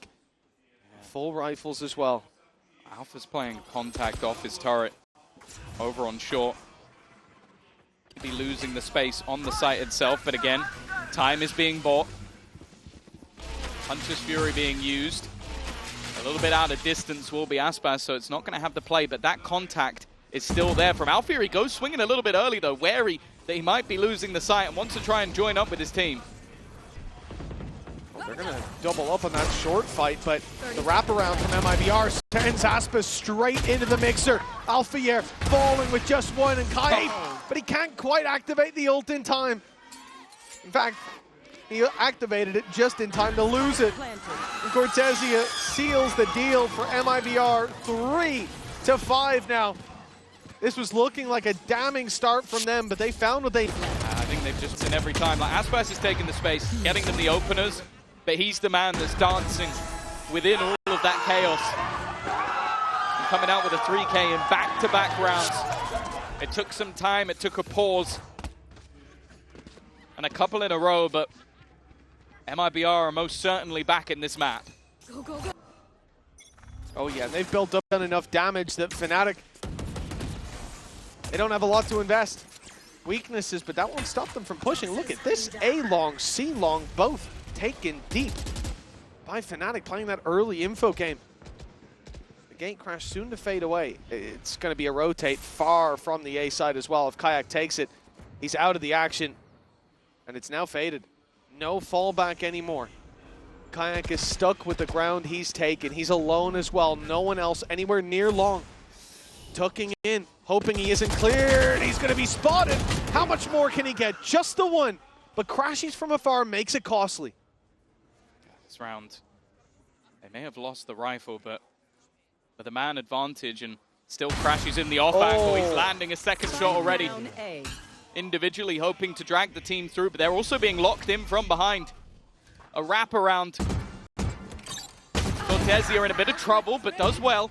Manages to isolate a fight, but he's seeing it now. He realizes crash to the jaw. Althea still on that flank, but can't beat King because the turret's waiting. Still manages to land the shot and looks for a little more. It is Althea and Crashies that deliver the MasterCard Thrifty. And well, it seems like that comeback was short-lived. You look back at Abyss as well, we had a few moments like this where it seems like MIBR did the hard work, but they stumble on the easy task for what should be. This was their chance to pull it back to just a one-round difference. 30 seconds left. To keep this close to even at half in the worst-case scenario, but now Fnatic right back into things with a MasterCard 3. We've talked about the ultimates. There's still a lot online, and this round will start with the Viper's Pit securing this C-side. Look how much ground that C-Long and Garage walkout covered. The turret watching for the walk into Garage. The alarm bot covering C-Long. I mean, they... Of course. The worry is if this short control is lost, the likelihood is so will the A site. Lockdown available You should run. for Cortezia. He thrown into play. Counter will be put through, but then Hunter's Fury used as the trap card to that. There needs to be a retreat. He's already chasing Crashies though. He found a gap. That gap was enough to give them two, and the retreat back from Kayak means that the man advantage sits with Fnatic. But the pit, that's where things can change, but it's the Viper fighting up close. Artson needs to win this fight, and he will. Shenham elsewhere, lands one towards heaven. One enemy remains. Falling apart for Fnatic. Chronicle, he wants to save this weapon, but they don't want him to. Still, you can't push much further a chance of actually winning the round, so that operator carried forward, or should be. Chronicle has the choice to just run away, but he wants to make it more costly if they'll offer up the duels. Fair enough. A back and forth couple of rounds, though. MIBR showing that Toxins going up. no matter what they come into the round with, they've always got the potential to fight back. Yeah, I think this was one that they desperately needed, just because there was a chance for the scoreline to slip away, but also you can't use three of the most high-impact ults in the game and not win the round. Like, the lockdown was there to get in, the Hunter's Fury was there to deny the opponent, and then the Viper's Pit was there to make it impossible. The fun fact, though, is that Shenham did end up doing a lot of the work, like catching out the players outside of the pit. That was going to be the bigger problem with the gap that was left, but he did fantastic at the top of the board for his team. Even still, though, Fnatic do have a purchase, and I think the loss here for either side will put their economy in the dust. This could be the round that decides the score at the halftime. Still potential for a big lead from Fnatic. And now MIBR have to make this push happen with limited ultimates. Shenham can still go up into heaven. That's exactly what he's going to do. Taking that control deep. Avoids it once the reveal comes through. And so they lose that little bit of space, that little dagger in the back, as it should have been. Crashies have been playing so smart so far. And his aim has been there alongside. Already spotting two pushing up. He is going to get caught, but falls back. Doesn't want to open. Kayak already, though. Crashies just back in. Swinging off the back of the utility. Aspas trying to hold on, but the rest of the team is looking to make it in. They need to try and win this fight, and even the Classic almost makes it too easy in the end. An immediate response out of the side of Fnatic, and as said, Mitch, that's for how this half is going to be delivered. Well, this was just great stall as well, coming in from Chronicle. He throws in a snakebite alongside the poison orb on A-Long, and that leaves Aspas isolated for so long. It lets them deal with the rest of the squad, turn their attention to Aspas in full focus. Good, like, three players fighting him there. More older than them BIGL, bro. Come on. Hey, he's been doing a pretty good job. Well, a lot more needed for MIBR. And look at the weaknesses here. As we said, that round carried so much weight for Fnatic. Artson, oh, he's caught. Spike down mid. Well, he managed to catch Kayak off. He managed to dodge the shot, but he won't take the kill. Kayak hitting the full gate crash out of there while they're being picked apart towards B in the window towards Garage as well. MIBR getting nothing for their trouble, as it seems like Fnatic have found their second win. looking like a option to fight back from. Cortesia 2 and 10. He's been having a tough game. He'd need to put that number up significantly. And he's got Hunter's Fury literally hunting him down. At half-4, and Fnatic go in with a substantial lead. That's a pretty flawless act from Fnatic. A 4-round lead at the halftime. A big resurgence from this squad, looking completely different on Bind. Now all that's left to do is close this out after the break. One enemy remaining. Target acquired.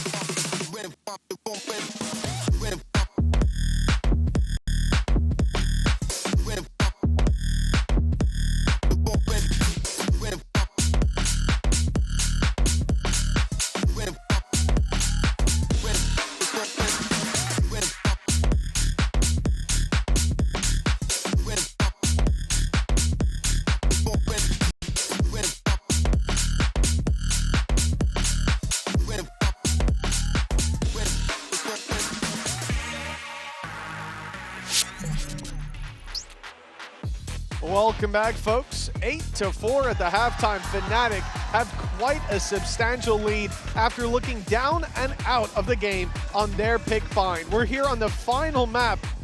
One of these teams will be heading straight to playoffs, and for Fnatic, it's just a couple rounds away now.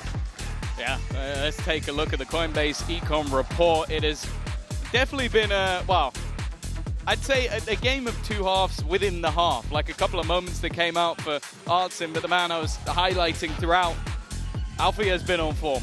And he's been causing issues to, well, if you look at the damage dealt, mostly Arspaz, which, when that's the case, that's always going to be difficult. He is the tip of the spear on that attack side.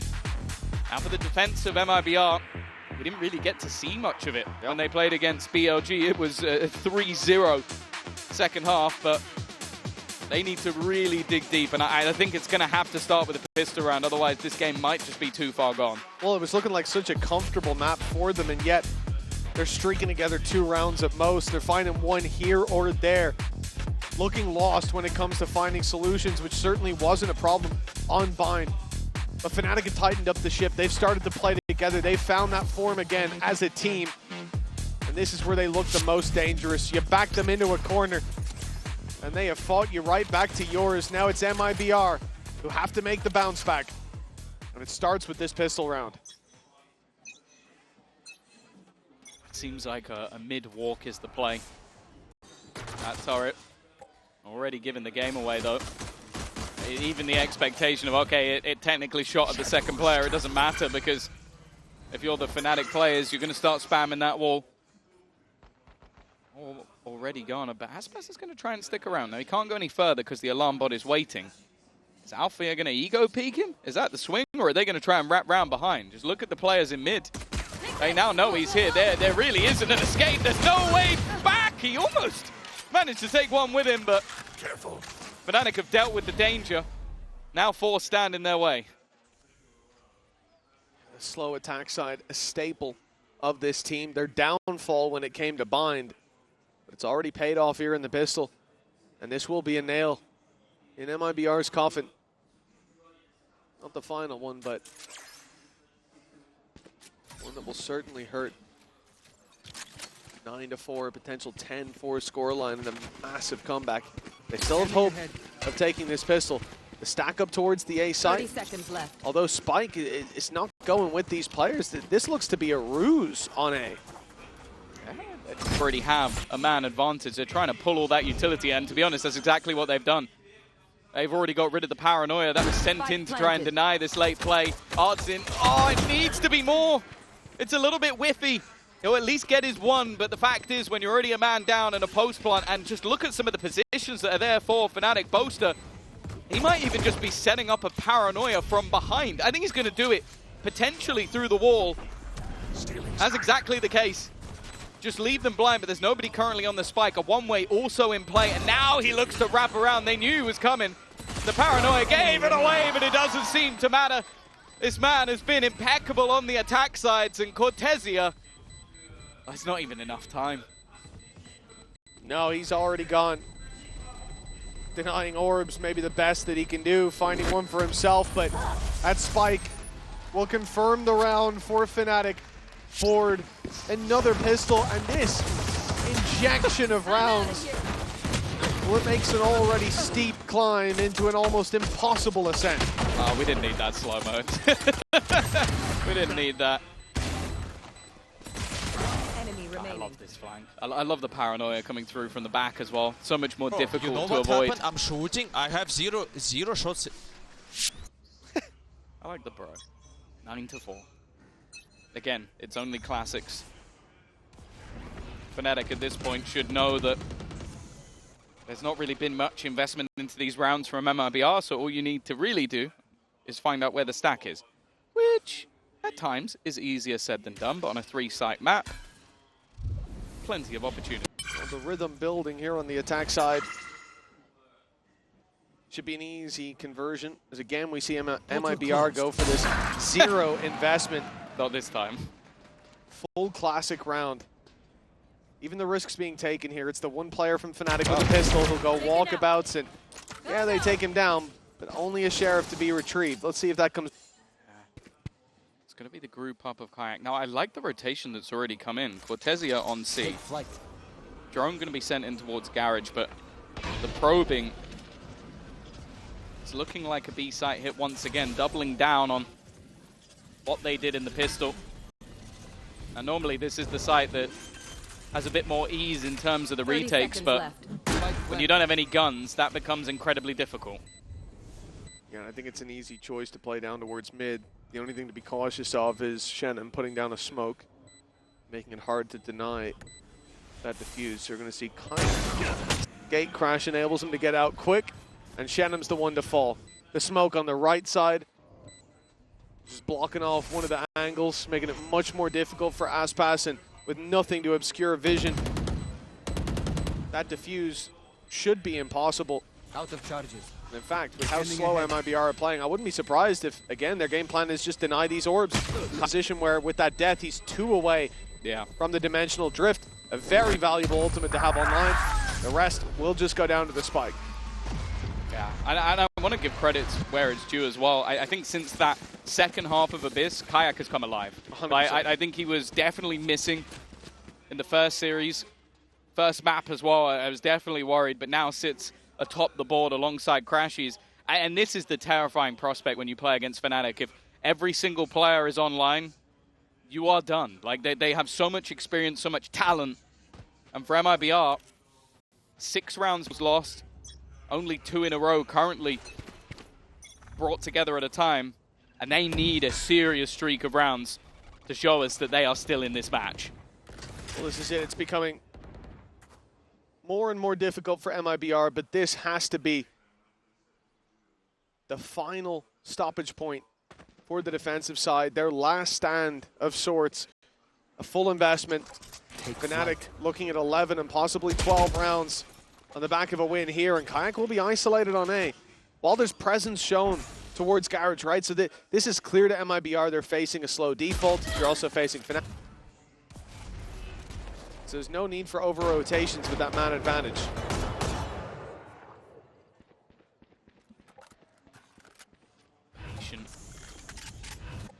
Play, of course, there's in the next round for Fnatic. Artsin needs to at least get one here, and he will. Looking for a little bit more. The spam doesn't work out, but he has support, and Alfia dead. It leaves Chronicle left, but he's on the other side of the map. Maybe just hoping to sell some sort of ruse, hoping for the backstab probably later into the round, but wow. He might get a backstab, but I don't think he's going to be winning this one. And even the backstab seems unlikely. Look at Verno's position. He is well aware of the ground that could have been lost. Yeah, holding on to the weapon here, I think, holds the most 10 value seconds left for Chronicle. Still be capable of a full buy in the next. Not out of danger just yet, but that is a great step towards success for MIBR. 10-5, now half the rounds that their opponents have put on the board. They need to keep this up with rifles in hand. And this one, again, what we've seen, especially looking at Bind, is how good MIBR have been. That slow play from Fnatic against those defaults on Fnatic's attack side. You start to wonder if we could be seeing a quick round from... Nice, boys. Nice. Let's go. Let's come back that side coming into this next one. That might be the solution. Well, I think as well, the way they play reliant on their executes, maybe waiting to see if there was aggression from the double duelist. I don't think that's the case on this map. They know they need to pressure a little, especially with the Viper in play. They can shroud a lot of that. Art's in though, okay. This C-site long control has worked out wonderfully. Maybe hoping to get the orb onto Kayak, have that dimensional drift. Verno is even going to spot 2 more players, and then for Fnatic, it almost comes down to, okay, we can't just rush into this A-site anymore, even with our players going down on the other side of the map. Yeah, which is a shame as well, because for MIBR, this round was 1A, 1B, and 3 players on C long. Like, that fire completely overwhelmed the, again, slow approach they were going for. Methodically clearing out this map did not work for Fnatic. But they'll go back towards C, and now the rotations have already come in. 2-2 and not even a 1 towards C, as it's a very passive one. Cortezia. But they're not hitting there. I mean, they have no information to work with. A save might even be the best play in the 3v5 just because of where their economy is.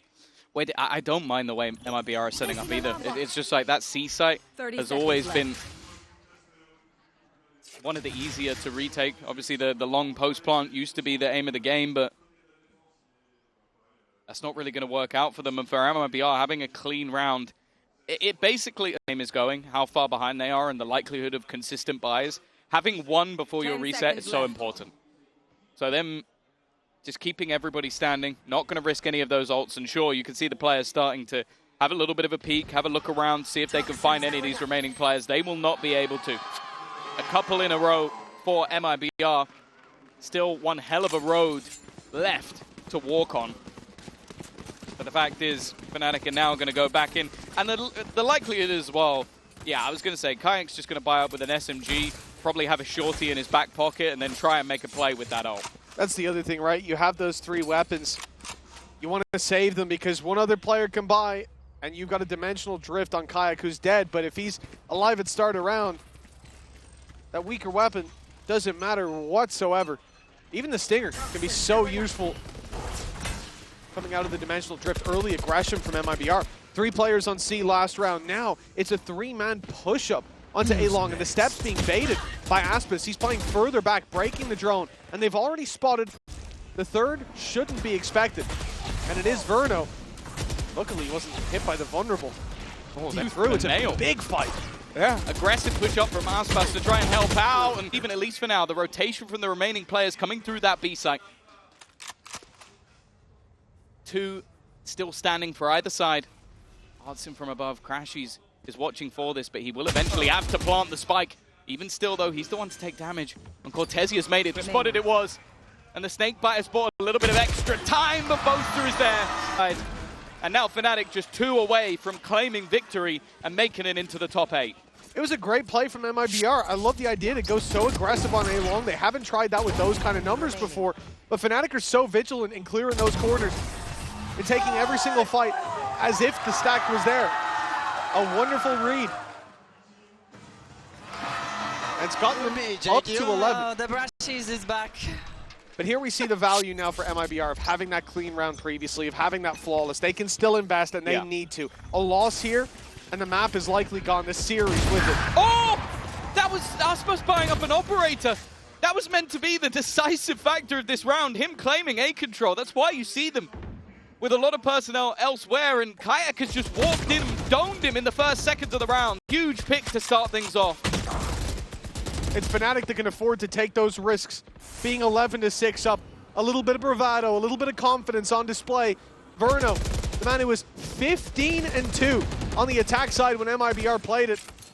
He is certainly struggling here. The whole team is style mismatch when it came to Bind, but Fnatic looking like the far stronger team in these last 2. There we've seen the individuals step up, and one of them has been Kayak. That second half of Abyss has lit a fire beneath the rookie. They're calling him a rookie at this point. But the fact is, 2 kills already, dominating that A-long control, and Alfier is just waiting. That's it, he's just patient. Finally makes his move, but has escaped the corner without Genom. That time starting to tick down, and actually Artson has caught out Chronicle.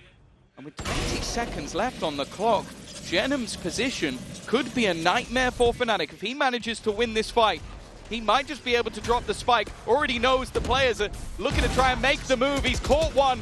That time starting to tick away. They need to get in here, and the time surely is gone! MIBR from the depths of defeat have somehow stepped up. Another important round for this squad. Their credits were on the line, and they lose opening picks. Oh, man.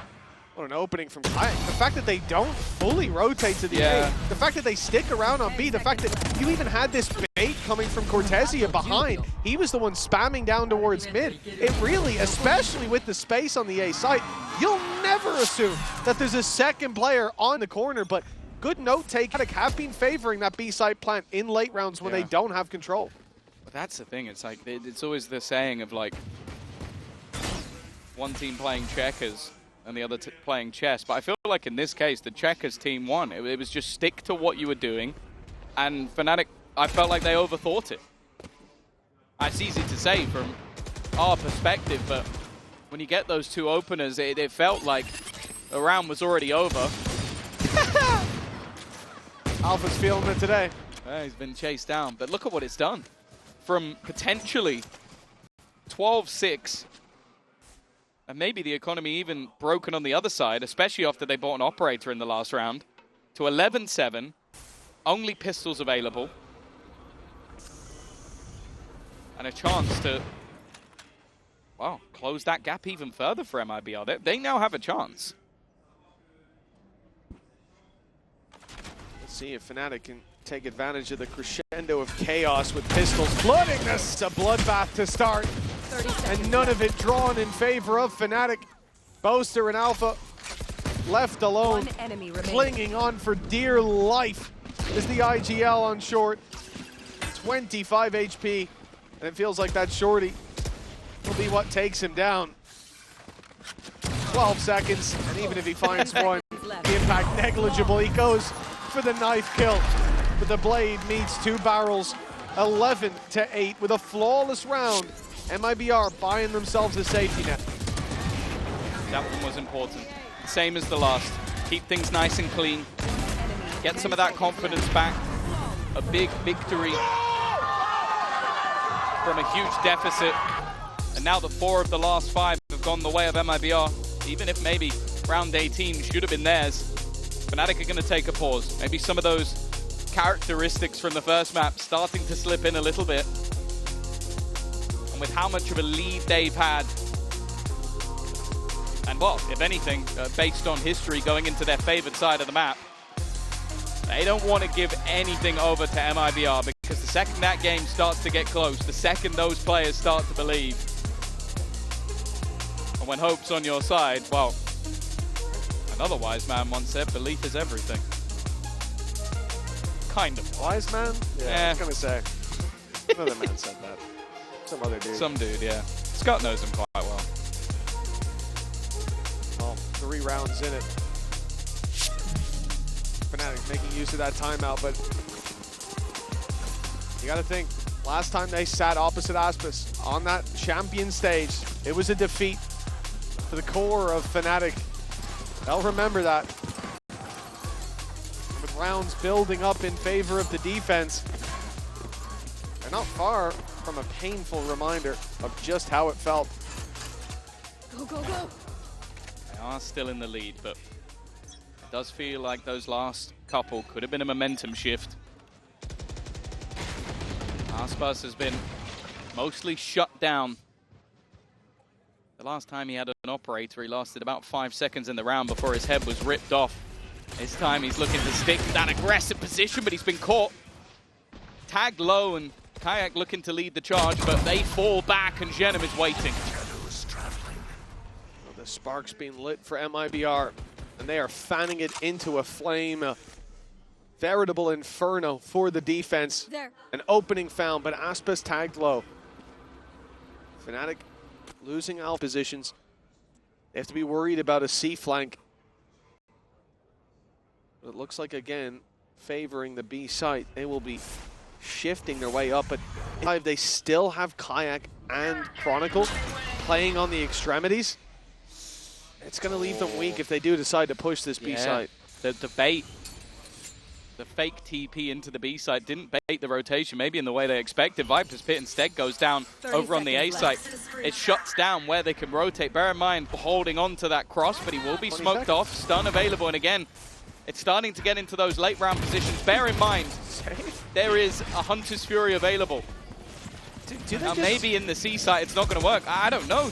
12 seconds, if they are going to go for it, it has to be now, and they're running into the site. Hunter's Fury is coming through behind them. They're taking damage on the way in, and yeah, already another being caught. The round is just over. Sometimes you feel like it's Fnatic versus MIBR, other times you feel like it's Fnatic versus the clock. That's after a timeout, Tom.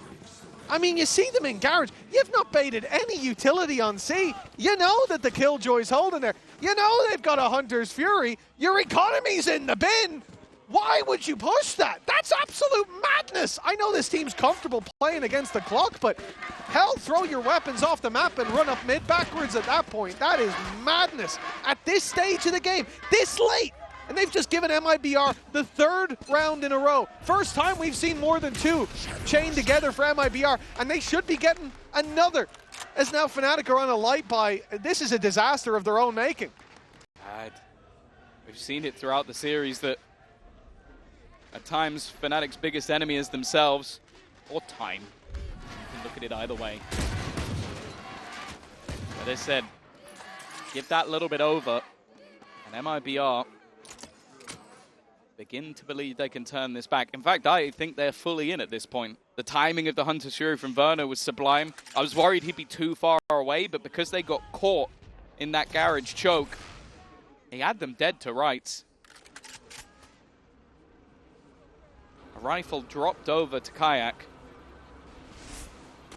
And a chance for him to... It's been in so many rounds for this squad. They're still walking into a fairly stacked up site, and this is the amount of times that a player has been caught by that peak. And while Shenam's actually just going to go back in for more, he's going back in for everything! Obviously there's weaknesses here for Fnatic in terms of the weapons. They only had the one rifle, but I don't care what's in their hands. It's the manner of how they're playing these rounds. They look lost in that previous. And the same here, Boaster setting up utility, there's no one even close by, and these have been big momentum builders for MIBR. They are chaining these rounds together, and a big problem with Fnatic, they couldn't come up with solutions, they completely stalled out.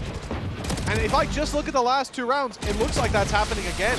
I mean, hell, last round was a rookie quarterback stream, a step-by-step on how to throw. Let's go, boys! In the lead.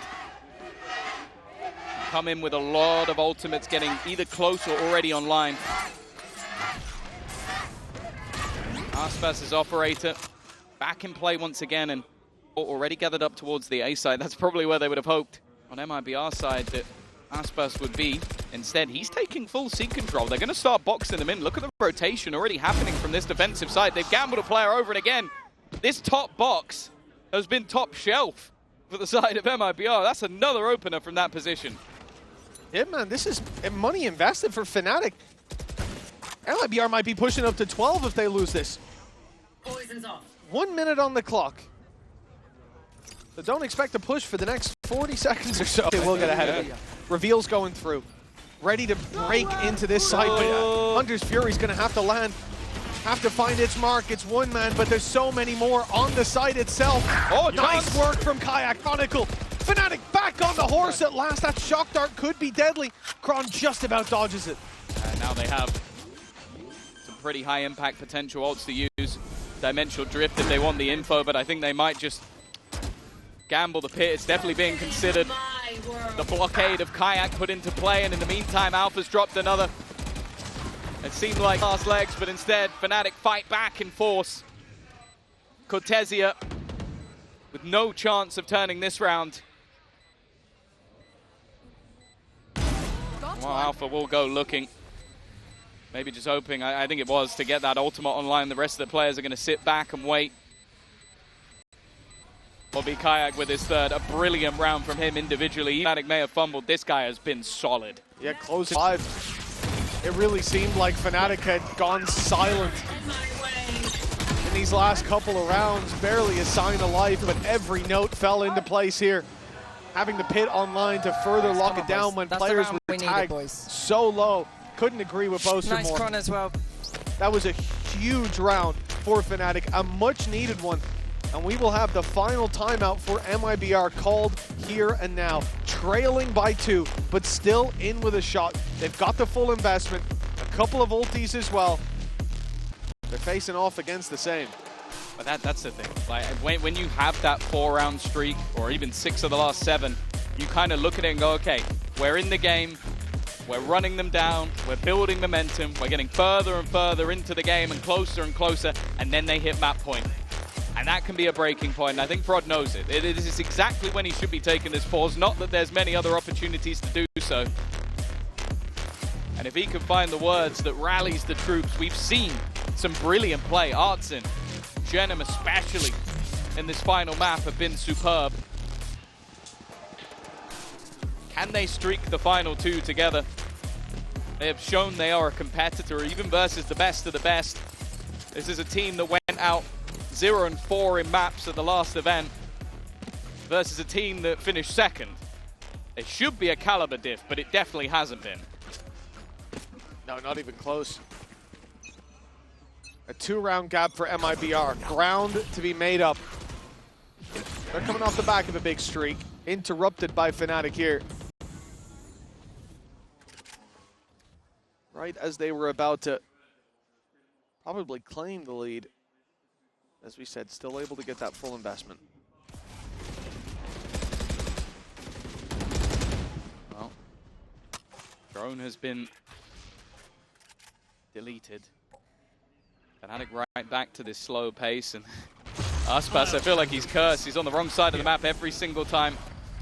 Dimensional drift being used. Bear in mind, there's also a lockdown on either side. The attack one goes in first, but is there going to be an immediate response? There is. That's spammed. A lot of damage live. TP used into backside. It spotted Artsin. He's running for his life, but he'll be caught, and that is not a blood in the water immediately as Artsin falls. Deploying drone. A little bit more needed to close this one out. The dive in from Jenem presents a danger, and Kayak's the one to eat the bullet on the other side. Trades back and forth. The Sharks are circling here for Fnatic, hungry for that final kill. One last strike, and playoffs is theirs. The series along with it. This started out terribly.